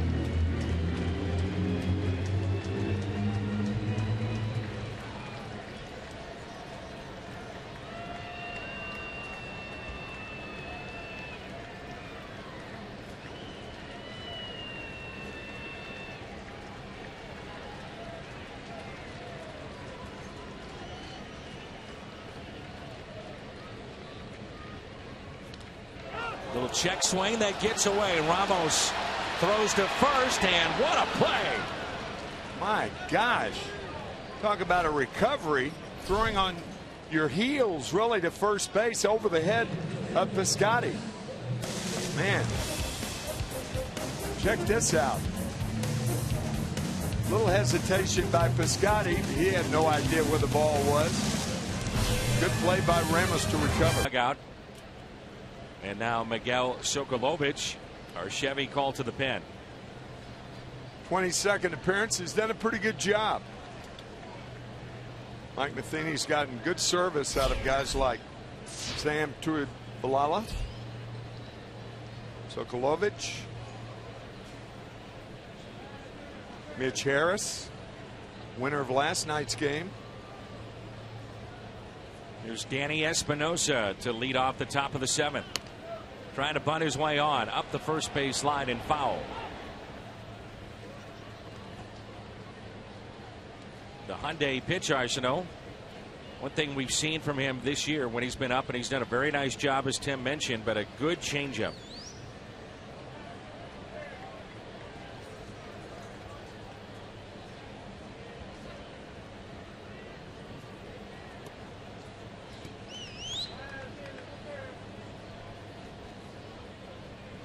Barely on the pitching rubber is Miguel, working from the first base side.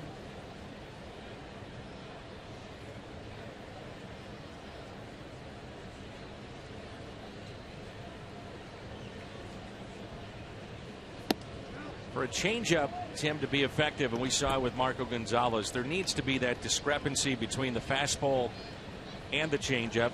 Sokolovich will hit 90-91. You'll see the changeup about 10 miles an hour slower. Well, Max Scherzer, the best example of that. He can get it up to 96, 95 to 97, and then throw you an 82-mile-an-hour changeup. And taken there by Moss. Tough to hit.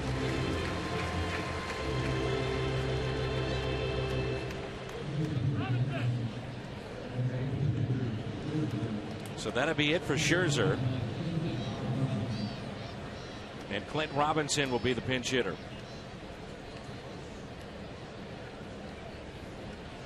If you're Matt Williams, in the back of his mind, you wonder about, let's say, the eighth. Your storing guy, your eighth inning guy is there that has had all kinds of issues in his career. And now against St. Louis, you may think it might be a mental issue right now with Storen against the Cardinals. There's reason to believe that. He struggled again last night.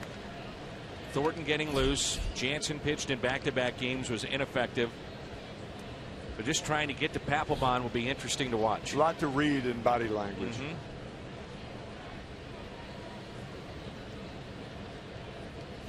There's good that changeup. Oh, that was a good one. Plaza Tire Fox Tracks and the changeup. Scherzer 6 innings tonight, 11 hits, 10 strikeouts, gave up the home run and an 0-2 base hit to Tommy Pham to score the second run of the night for St. Louis.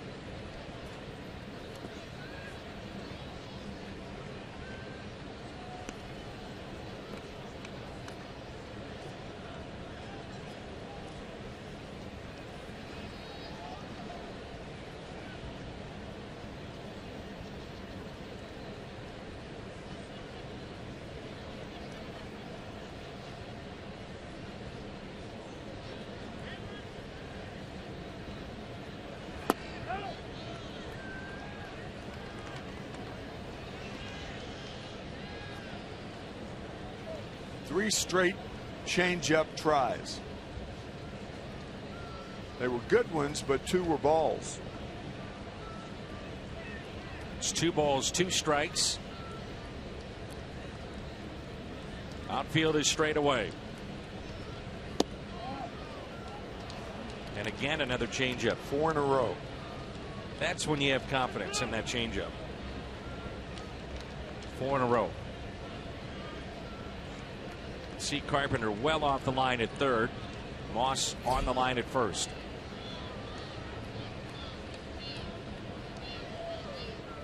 And a 3-2 pitch. Change up again. 5 in a row.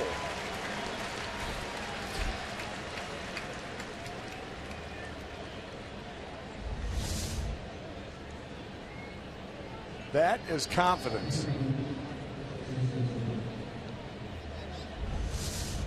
That's something, working on that pitch in the minor leagues, that's something that he had to tell Tony Cruz about it. And Tony, in case I get in the game, Tony may not know that.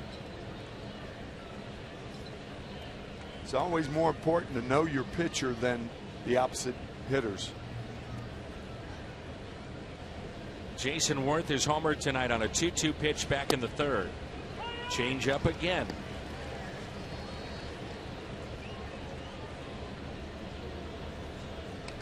The Nationals with 3 solo home runs tonight.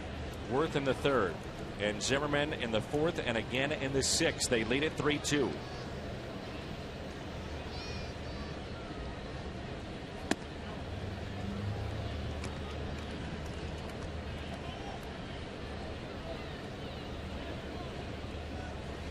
The hot summer months,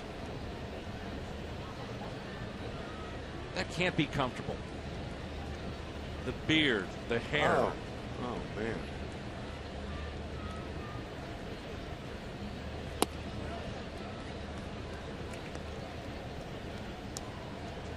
When you throw that changeup as much as Miguel has thrown it here tonight. We've seen time and again when he was up, a couple of different stints with the club.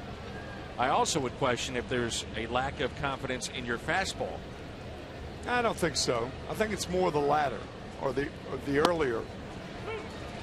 Go down and work on the changeup. You want to continue working on it, but it's up to a catcher to remind him of the fastball. I mean, that's one of your jobs behind the plate. Work fast, change speeds, throw strikes. It's the mantra of any pitching coach, any good one. The 2-2 pitch to Jason Worth. Said again, three things: work fast, change speeds, throw strikes. Not necessarily in that order, but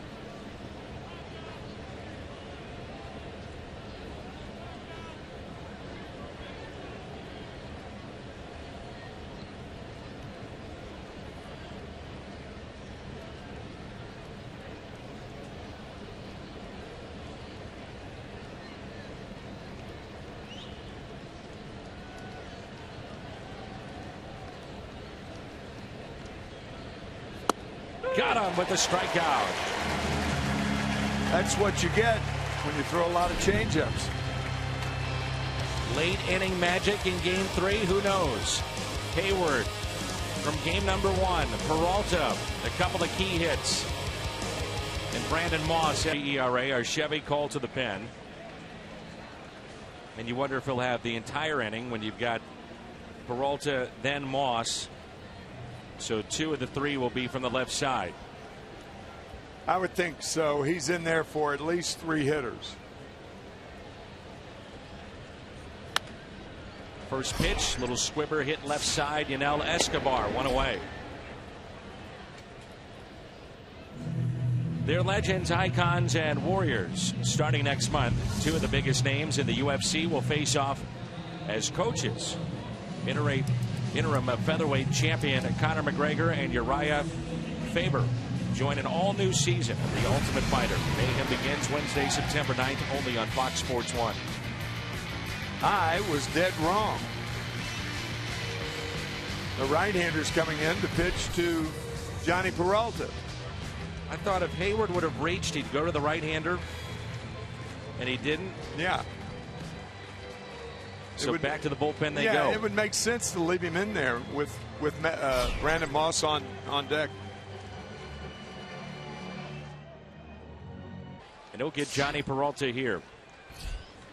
So Thornton came in to get Hayward 1 pitch and an out. And the first pitch here is a strike to Johnny Peralta. Also, the Nats have a left-hander in their bullpen, Felipe Rivero, very impressive in 2 games, even though the Nationals have lost both games.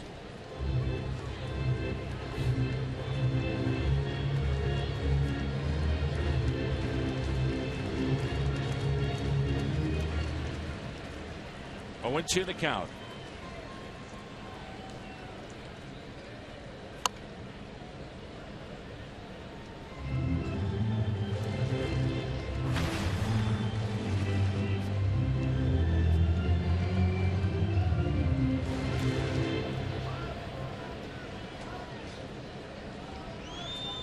A 2-hit night for the Cardinals shortstop.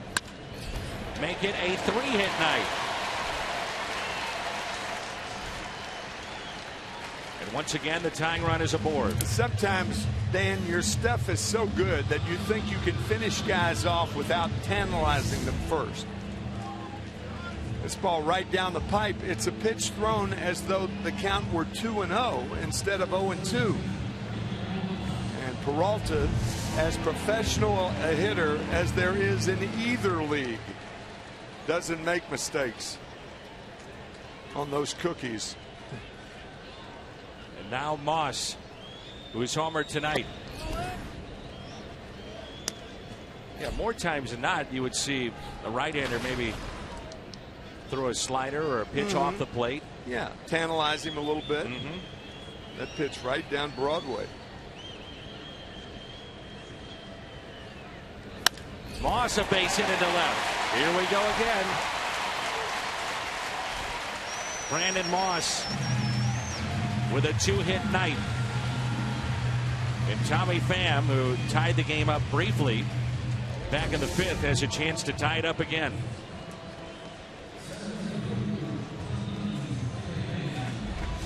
Somewhere in Matt Williams' mind, and here he comes. Looks like he's going to. Now, it's a pitching coach, I beg your pardon, it's Steve McCaddy. But you could take his mind also, but somewhere back there is, you got to be kidding me. Yeah. How do we get these guys out? I mean, I know the old story about they're never out of it and all that sort of stuff, but I mean, these games have just been nightmarish for Matt Williams. If you're Matt Williams, you know, at this point you're thinking, who can get me 5 outs to get to Papelbon? And how are we going to get there? Yeah, right. Then at least Papelbon may cough it up, but at least we've lost the game if we do lose the right way. The middle relief the last 2 nights has just been deplorable for the Nats. Talk about at a wit's end. Drew Storen right there. Matt Grace, a lefty, is throwing. And it might be one of those times, too, if you're Matt Williams, you're saying, Papelbon's got to go 4 outs, 5 outs tonight. This is the time for it. I would think.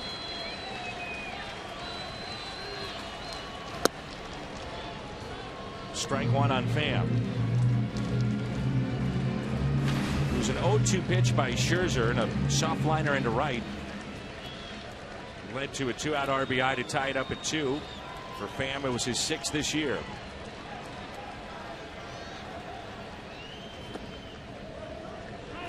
Milwaukee leading Pittsburgh 8-4. That's in the top of the 8th. Again, the Pirates, Milwaukee has given them fits, but the division, they are 9 games below 500 in the Central. And a 1-1 pitch to Tommy Pham. I guess you could say the Pirates can't solve their central problem. well, wouldn't you say that? Now with that, I may have to ask you to take your headset off for the next 2 outs. And leave? No, because I know you will.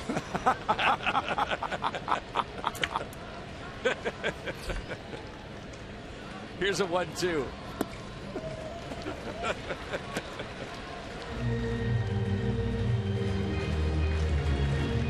That was waxing rather psychological. Oh, I was with you the whole time. I knew where you were going to. Sorry. These things happen. 2-2 is a foul ball. Ooh. That was close to hitting Tommy Pham in fair territory. You know what the problem was, too, is when I said, take your headset off, and you said, leave? You were so excited. No. No, I was not. No. No, you're not getting rid of me that quick. No, brother. I'm hanging. What the Cardinals have done the last 2 nights will not get rid of me that easily. That's good news. 2 balls, 2 strikes, 1 out. The count is 2-2. Ian Desmond talking to the home plate umpire.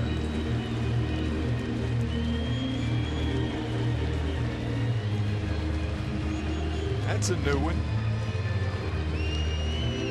What would he possibly be saying? You got me. I have no idea. What an unusual occurrence. Yeah. A long, strange meeting on the mound.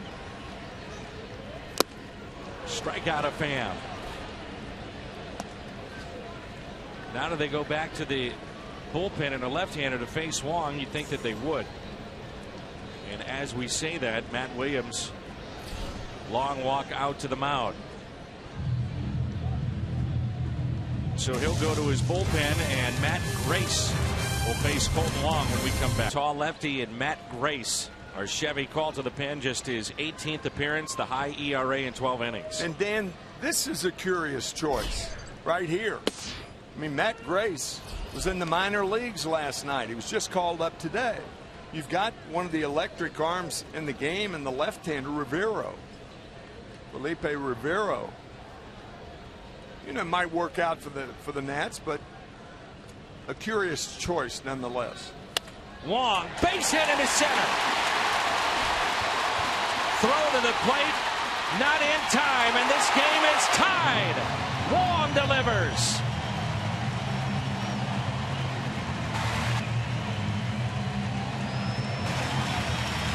A curious choice indeed. It went from a curious choice to a horrible choice once again for the Nationals. I mean, this guy was in the minor leagues. If he were good enough to be in the big leagues, he'd have been here. And in a 3-2 game, you've got to get beat with your best. That begs the question why Rivero is not in the game. The only thing I can think of is that he's pitched in the last two. Yeah, 2 innings. Not much. And Matt Williams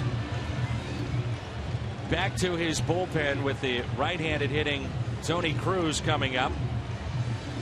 And will the Cardinals counter on their side? Cardinals stick with Cruz here. Runners at second and third. And the first pitch, a strike from Rafael Martin.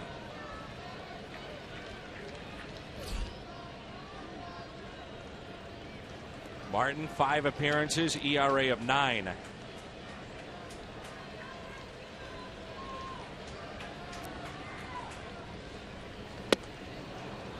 This also may tell you what we were talking about earlier, what Matt Williams is thinking about Drew Storen. You know, Storen certainly could be in this game at this point. Your season is on the line. That's so Cardinals tie the game off a guy who was in the minor leagues last year or last night.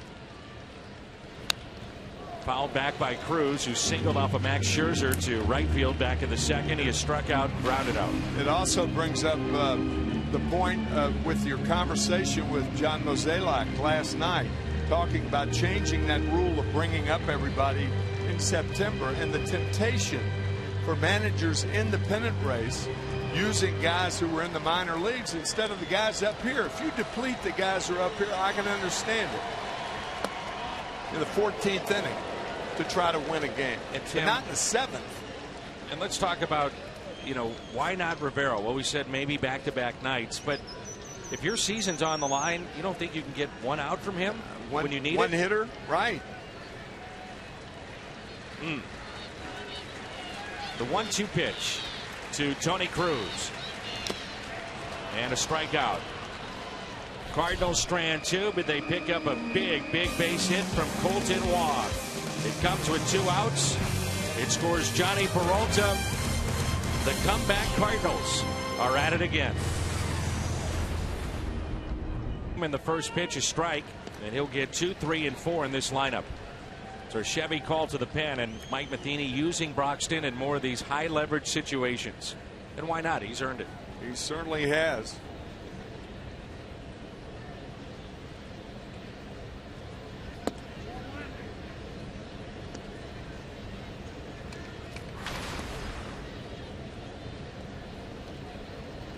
Drew Storen is throwing in the pen for the Nationals. He'll have the 8th inning, more than likely, the bottom half.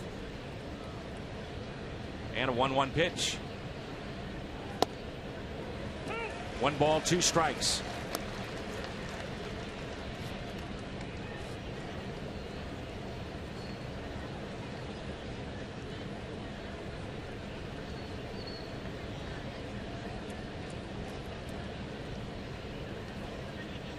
Big gap in left center field.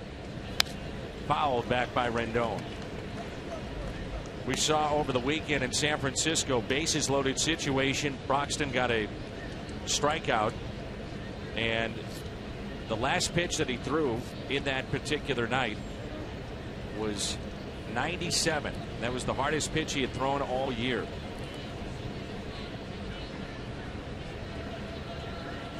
His average with the Cardinals, velocity wise, has been around 93, 94.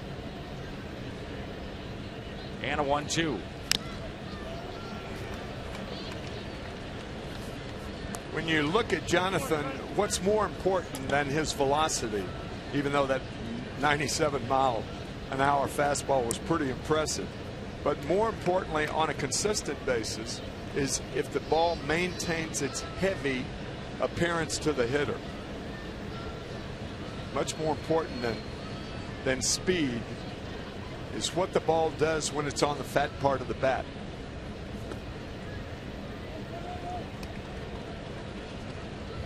One point in his career, he was lights out as a closer for the Dodgers. But at that point in time, he was consistently 98, 99. Yeah. Triple digits. Big man. 305 pounds.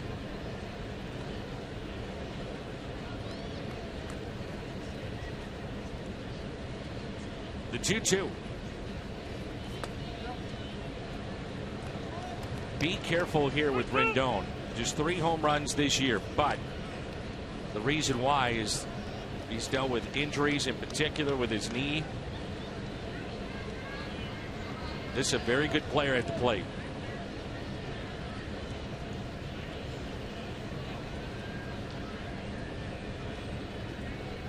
The 3-2. And he walked him. Leadoff walk.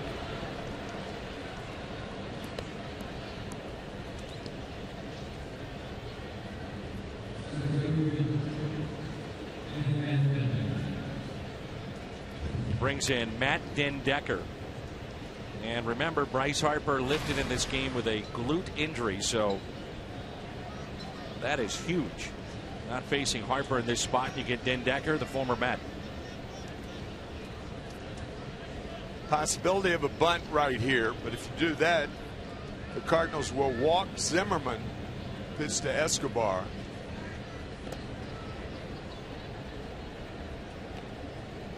Dendecker, a pretty good hitter. And against a guy like Broxton, even though Broxton is not a good guy fielding his position. So all the things to consider if you're Matt Williams.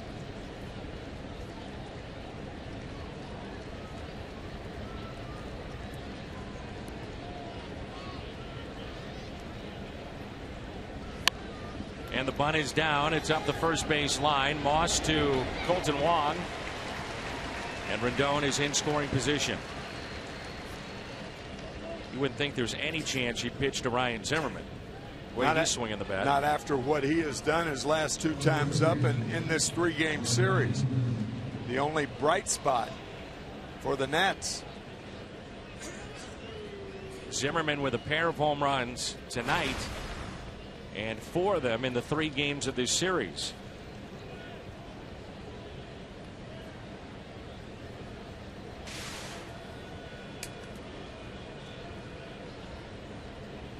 Mike Matheny knows he's taking a chance right here. You think about, having him chase. You talk about getting arms extended. He can do damage. Yes. You're going to pitch him away. That might be in his wheelhouse. Yeah. Good point. Bryce Harper back on May 6th had a 3 home run night. If the ball is so ridiculously outside, he's not going to swing at it anyway. It's got to be close. And if it's close, that's his power spot. And a 1-0 pitch.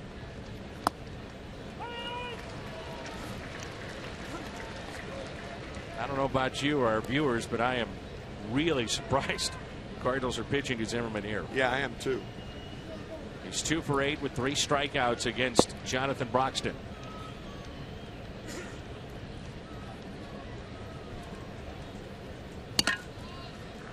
The other part of this too is that you set up a potential double play off the bat of Escobar, who's hit into 18 this year.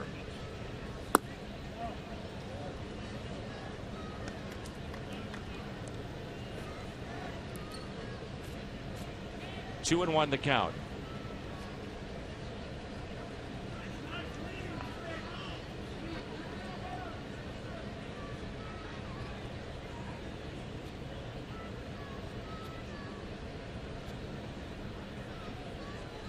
The 2-1.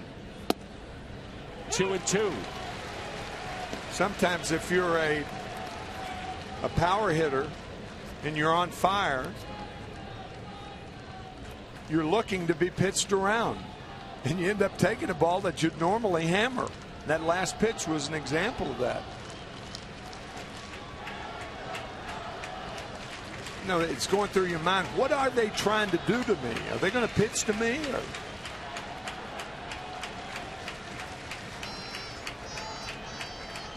The 2-2. Broxton to Zimmerman. I mean, clearly they're pitching to him. Yeah. The first pitch was about a foot outside, and then after that, a call went Broxton's way, and it may have changed the thinking of the Cardinals in the at-bat. Right on the money.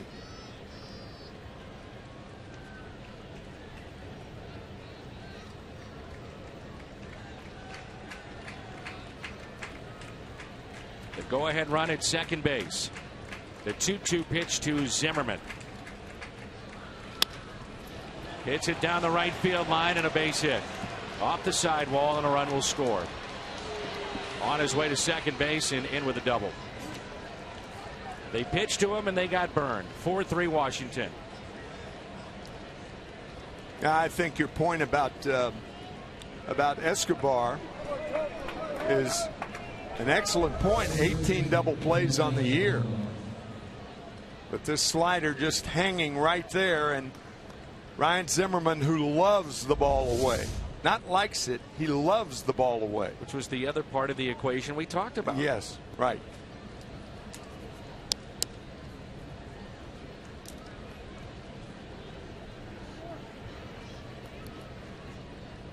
So one out and a runner at second, and now Yunel Escobar.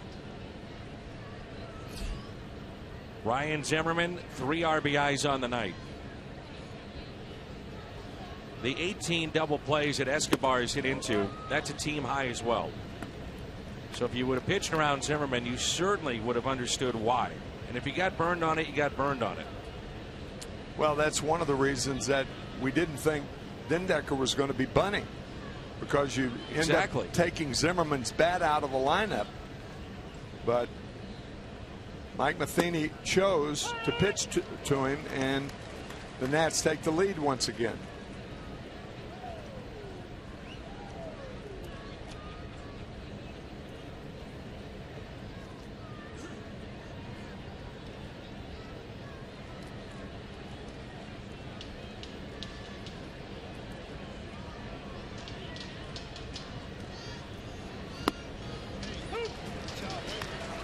Escobar thought it was outside, and it's 1-2 as he have words with the home plate umpire.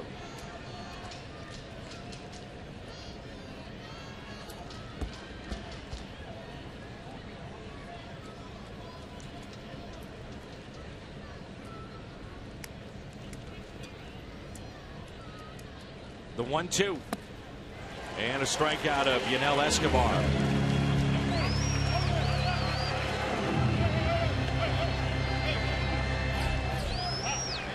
Bruce Storn getting loose in the pen, who has blown 5 saves against the Cardinals in his career.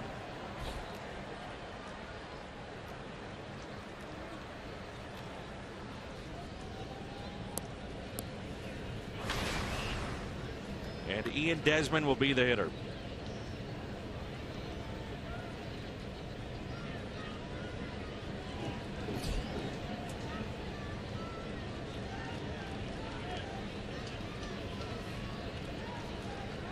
Two outs, runner at second base.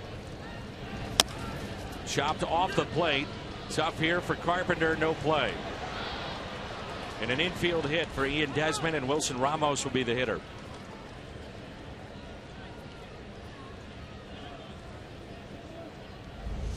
No chance for Carpenter. He was playing deep with a runner on his second base and 2 outs, playing a step back. No chance.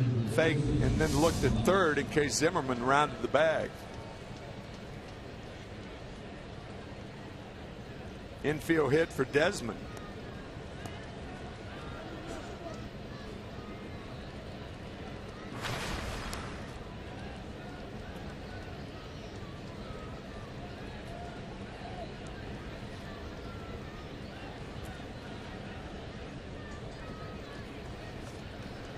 Wilson Ramos with 2 outs, runners at first and third. Single to right back in the 4th.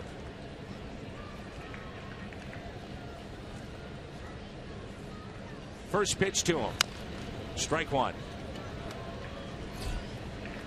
The walk comes back to haunt Broxton. A leadoff walk to start the inning after the Cardinals had tied it up. They always score. You know, we kind of say that knowing that they don't always score, but it just seems like you walk the leadoff man and it leads to nothing but trouble. Always.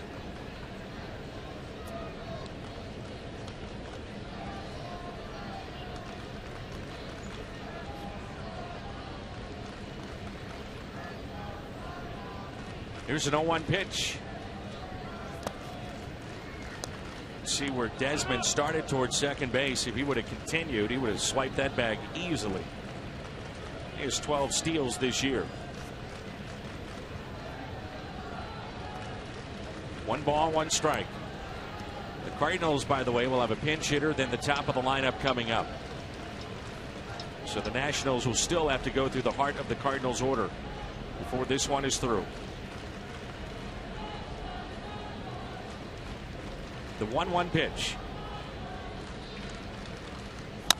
Ground ball to third. Carpenter, plenty of time, and throws a strike to Moss. The Cardinals elect to pitch to Ryan Zimmerman at a move that did not pay off. Slapped it the other way. Rendon scores the go-ahead run. Washington on top, 4-3. The Nationals go to Drew Storen, 54th appearance, and our Chevy called to the pen. Eerily familiar to the first 2 games in this series.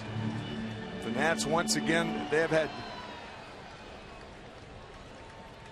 they would be in a position to sweep the series if they played only the 8th innings.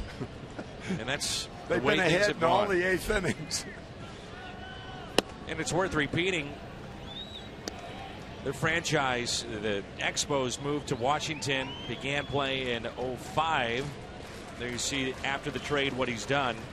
They had never had back-to-back losses like that. Great job by Dan Hyatt coming up with that fascinating story within the game. Always fun to think about things like that, but never in their 10-year history have they played 2 games like they have the first 2 games of this road trip. When it happens in April and May or June, it's part of baseball. When it happens when you're chasing in September, tough to swallow. Yeah, everything is looked through the microscope in September much more than the other months. 2-1 is popped up off the bat of Stanley. Out of play. Drew Storen, we've chronicled his struggles against the Cardinals. His ERA against St. Louis is over 6 in his career.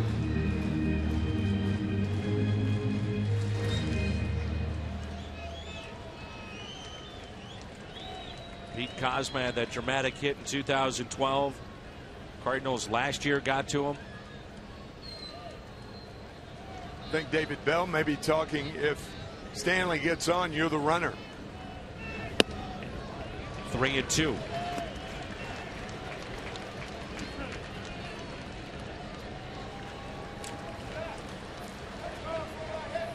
All right, could be Borges. It's 7 home runs this year, did Stanley at Memphis. 3-2. May have chased a ball. And he strikes out to start the home half of the 8th.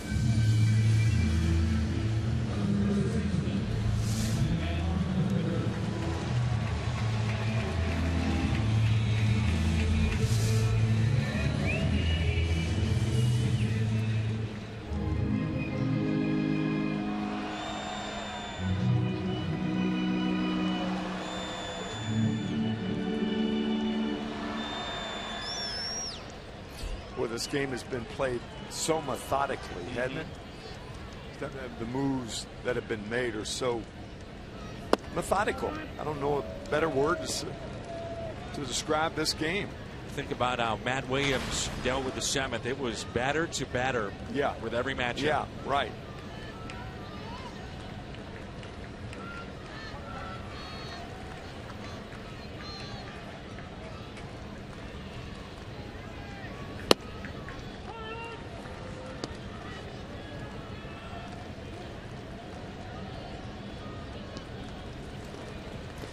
One ball, one strike.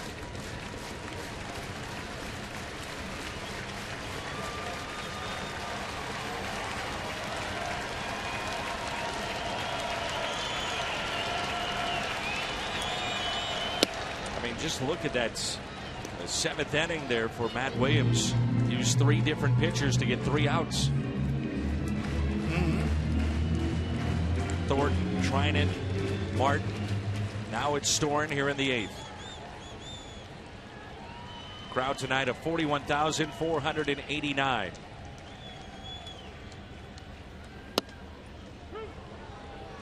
I would say this, his breaking ball seems to be a lot sharper here this evening. Breaking ball on a fastball count, that 2-1 slider. Milwaukee holds on and defeats Pittsburgh tonight. Locke takes the loss 7-9. 9-4 the final. So as we sit, the Pirates 6.5 games behind St. Louis. The 2-2.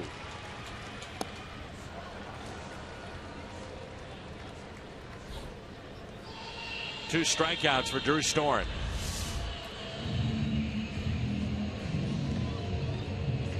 Good breaking ball on cue, Dan. Picking up on that. No, but the Cardinals want to be greedy. Greed is very healthy in September. It's healthy all the time. But obviously, tough game right here, and you're close enough to close the door on this team and perhaps sweep them. Gordon Gekko would agree with your assessment. Greed is good. Yes. I think that was in that movie. Wall Street. Yeah. Good going with Gekko. One ball, one strike on Stephen Piscotty.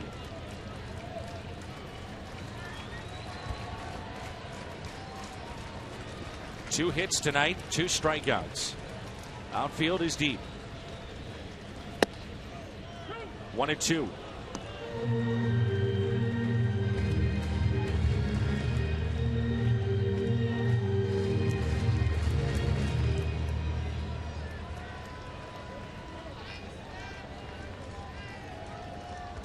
Think about that breaking pitch. Would he hang one here on the 1-2?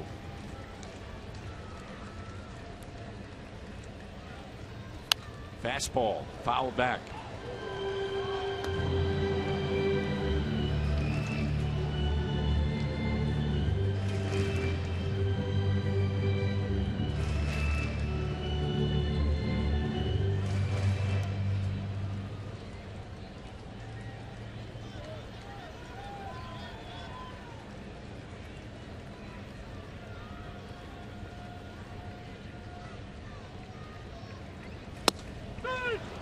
Strikes out the side. Storen bounced back here in game number 3. Sends us to the 9th. Nationals on top 4-3. And he is reading a verse from the Bible. He has various verses from the Bible that he takes out of the back pocket each and every night that he comes in and pitches. Uses it to motivate himself to focus. And that's why he does it.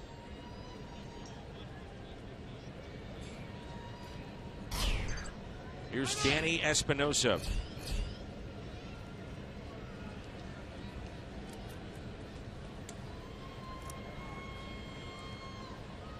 First pitch is in on his hands and a foul ball. Now, one of the things Mike Matheny could be thinking in that situation with Ryan Zimmerman, not saying he is, might be, who knows. But you're also trying to figure out what you have in Jonathan Broxton. No. Not the time, no. Just throwing it out there. What you have? Well, you know, looking ahead for the next 4 weeks or so, you think about tough situations? Nah.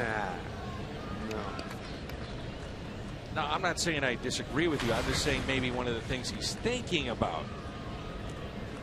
No. Oh, will you just work with me here? No. Just work with me. I refuse to work with you on this particular point. You know what, though? If he goes out there and says, pitch him inside off the plate. If you hit him, you can't help it. Mm-hmm. You know, that's where you got to throw him to get him out, is inside. But by pitching around, you know, pitching him away, you're pitching into his strength. Clearly. He's shown that. 4 home runs in the series, likes the ball away.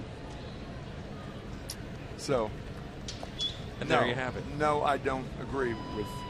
I don't. I know you're just throwing those things out, but take them back. I take it back right now. Okay. I mean that's you know, everybody's got a different opinion, but we talked about it before it happened. So, yep. You know, in fairness. I thought what was really interesting though was the point that you made, in which you bunt with Decker, then leave first base open, and to me that seals the decision for Mike Matheny to put Zimmerman on. I mean, that's why we didn't think Decker would be bunting, because that if it's successful, it opens up first base. And that's hit out of play.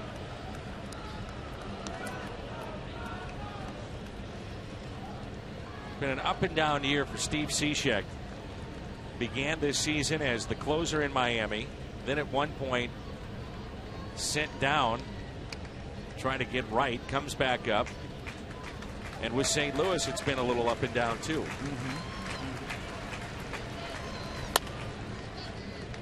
Out of play again.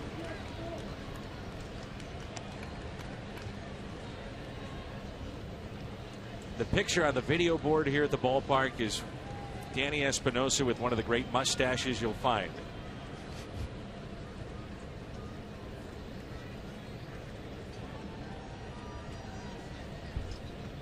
That picture looks like Corky Miller with a Washington Nationals cap on it. Corky played for Cincinnati. There's a fly ball out to left, and the catch made by Piscotty.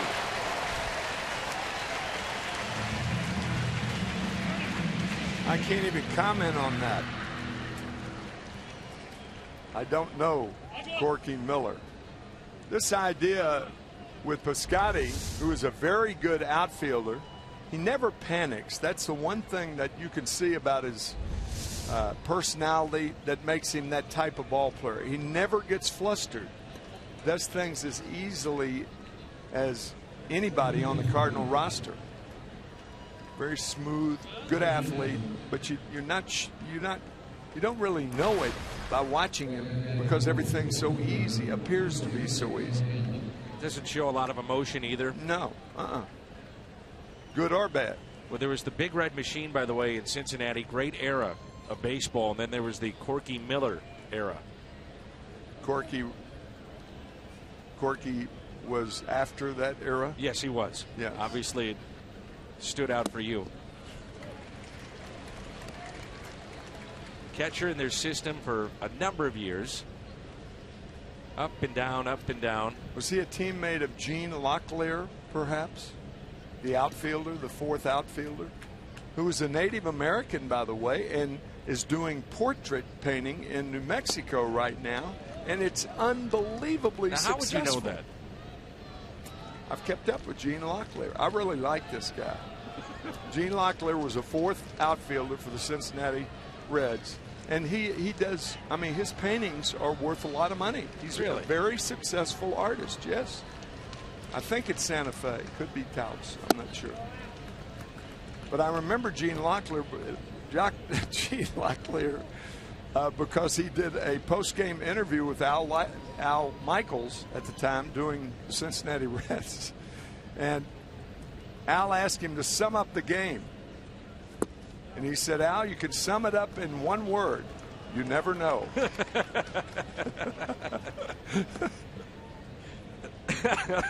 You never know. Isn't that wonderful? Only in baseball. People don't realize Al Michaels spent some time in the big leagues with the Cincinnati Reds. His minor league broadcasting career took him to Hawaii. Mm-hmm. Then obviously you worked with him for how many years? Long time. 6 years. 6 years. Yeah, with ABC. 3-2. Great guy, and as good as they come as a broadcaster. We've talked about it. Boy, is he fun to listen to. He can do anything. Basketball, hockey, football.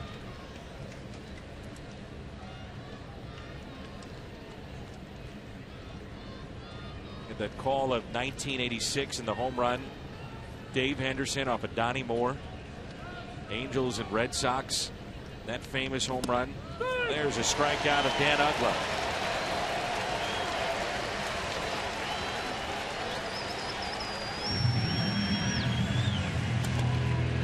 It should be mentioned, by the way, I'm going to embarrass you here for a second.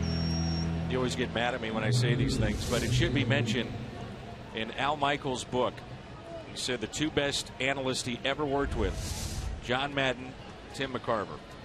Well, thank you. Thank you very much. And that's coming from one of the greats that ever did this and still does. I enjoyed his book. I did too. Some of those stories I'd heard for years, the Cosell era, were classic, hilarious. How about his story in Kansas City with Cosell? Oh yeah, with the kids in the young street. kids on the street. Yeah, boxing. Yeah, they said that Cosell getting out of the limo, the ABC limo. They're in a seedy area of town, and kids are fighting, and Cosell steps out of the limo and starts doing play-by-play of the street fight. And the kids stop and they say, "What? That's Howard Cosell." And Al said he didn't think they were going to make it out of there in that part of town. Yeah, yeah, little dicey. Here's a 1-1. Ground ball off the bat of Worth, charging and making the play. Peralta. His greatest line in the 80 hockey game, USA. Do you believe in miracles? Yes, we've seen two with the Cardinals in the first two games. Will we see another one? Bond is perfect in save opportunities. The Phillies and the Washington Nationals, 1.78 ERA, 22 of 22. This is our Chevy call to the pen. Nationals, the last two nights, been doing everything to get to them. Now they have. Closed out a game against the Cardinals earlier this season while wearing the Phillies uniform. Had some tremendous seasons with the Boston Red Sox. World Series champs.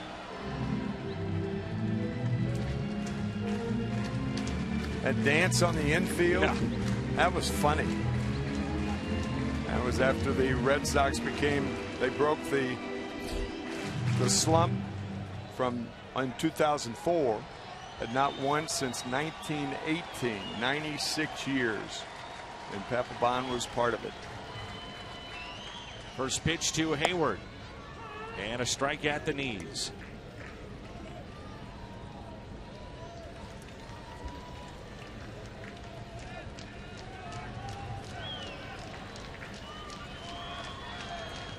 Hayward with a base hit tonight to left.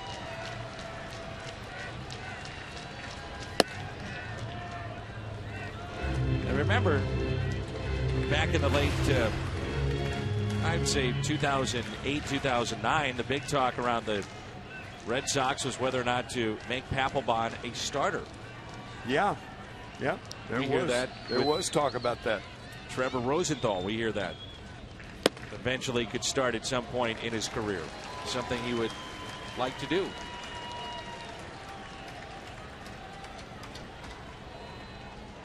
These fans have been treated to such great baseball the last two nights and all year long here at Busch Stadium. Only 19 losses coming into play tonight at home. The 2-1. Hayward slaps it the other way, and it's a base hit. And here we go. Talk about finding a crease. Third baseman Yunel Escobar was way off the line, and that ball was hit right where the second hop got right by him, right there. Ian Desmond couldn't get to it. Looked like Escobar may have short-armed it a little bit, but you kind of understand that was a tricky hop with overspin to get by him. And now Peralta. 16 home runs this year for Johnny. He had a walk-off homer against Pittsburgh earlier this year.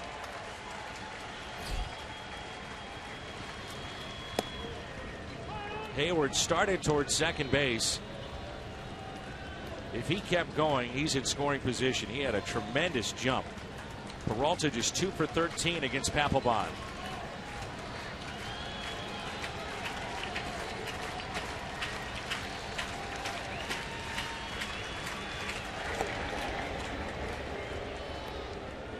It has been over a month since Peralta has hit a home run.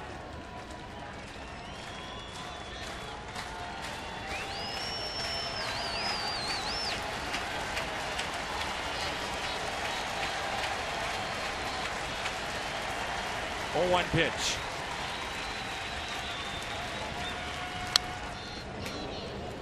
Oh, and 2.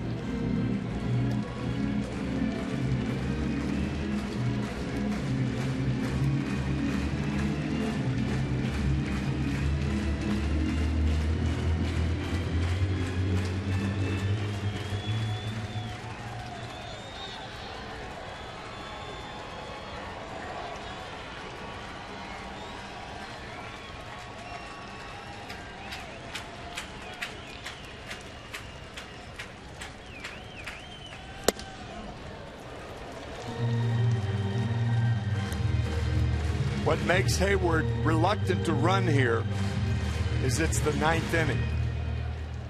When you're trailing by 1 run, you're a little cautious about being thrown out at second base, whereas in the 2nd inning, it doesn't bother you as much.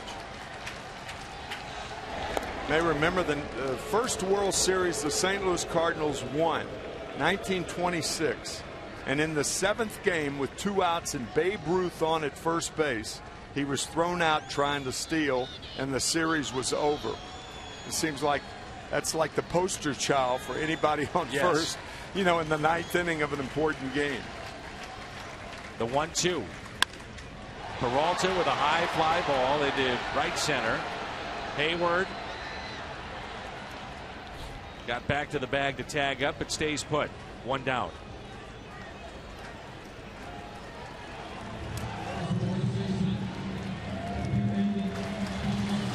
Did it last night and a chance to do it again. Brandon Moss homered earlier, struck out twice and also singled.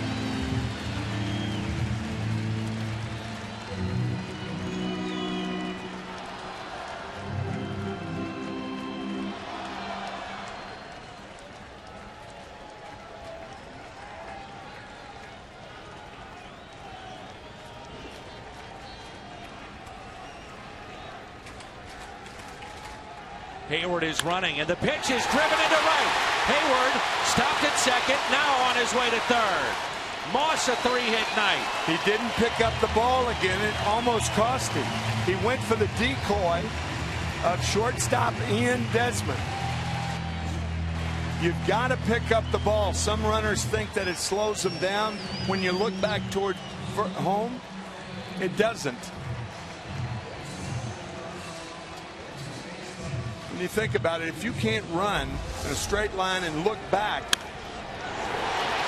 not thinking about it. See, he thought, the shortstop Ian Desmond thought, or made Hayward think that there was a play on him. He picks up the third base coach, Jose Oquendo, who waves him toward third base, but that was almost disastrous. Borges will pinch run for Moss. Here's Tommy Pham.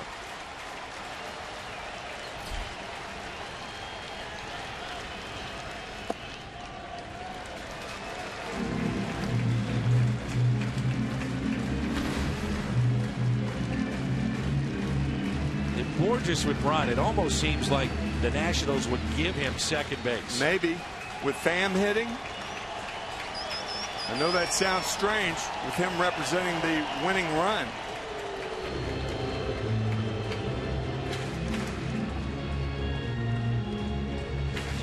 Is this something or what? It's or what. Incredible. Here they are again with a chance to tie it, potentially win it. We are in the bottom of the ninth. And a 1-0 pitch to Tommy Pham. Pulled foul. Pham struck out back in the second, the third, and again in the seventh. And he had a 2-out RBI soft liner, a base hit into right off of Max Scherzer, the starter tonight for Washington, back in the fifth.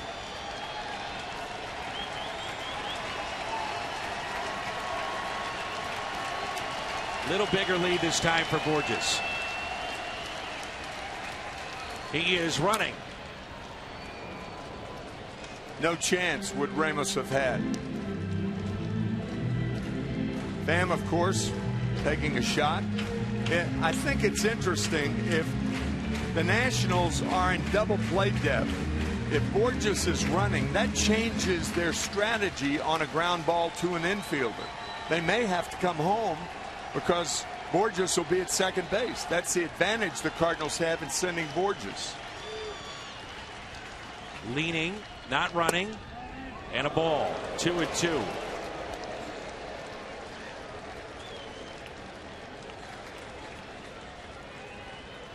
See, if Borges is running, that takes the double play away. So now you have to concentrate on coming home to get Hayward. Tough pitch that Pham took, just like last night. The check on Borges.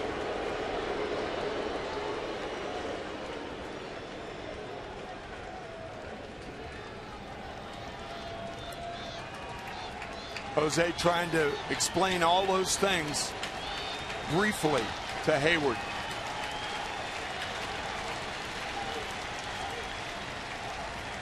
The 2-2.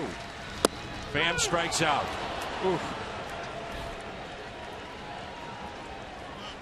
Big strikeout. Now the Cardinals down to their final out.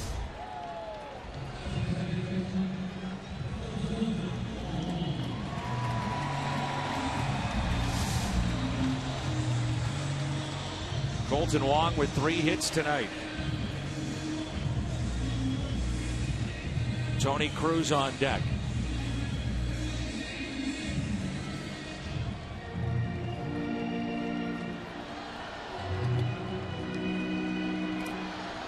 You can test the manager's daring do right here by walking Wong. Tony Cruz would be, you'd put the winning run in scoring position, but Tony Cruz would be pinch hit for by Yadi Molina. Strike one on Wong. We have had myriad possibilities of manager moves here in the last 3 innings, haven't we? It's been great. It has. It's the beauty of the game. Again, especially in September.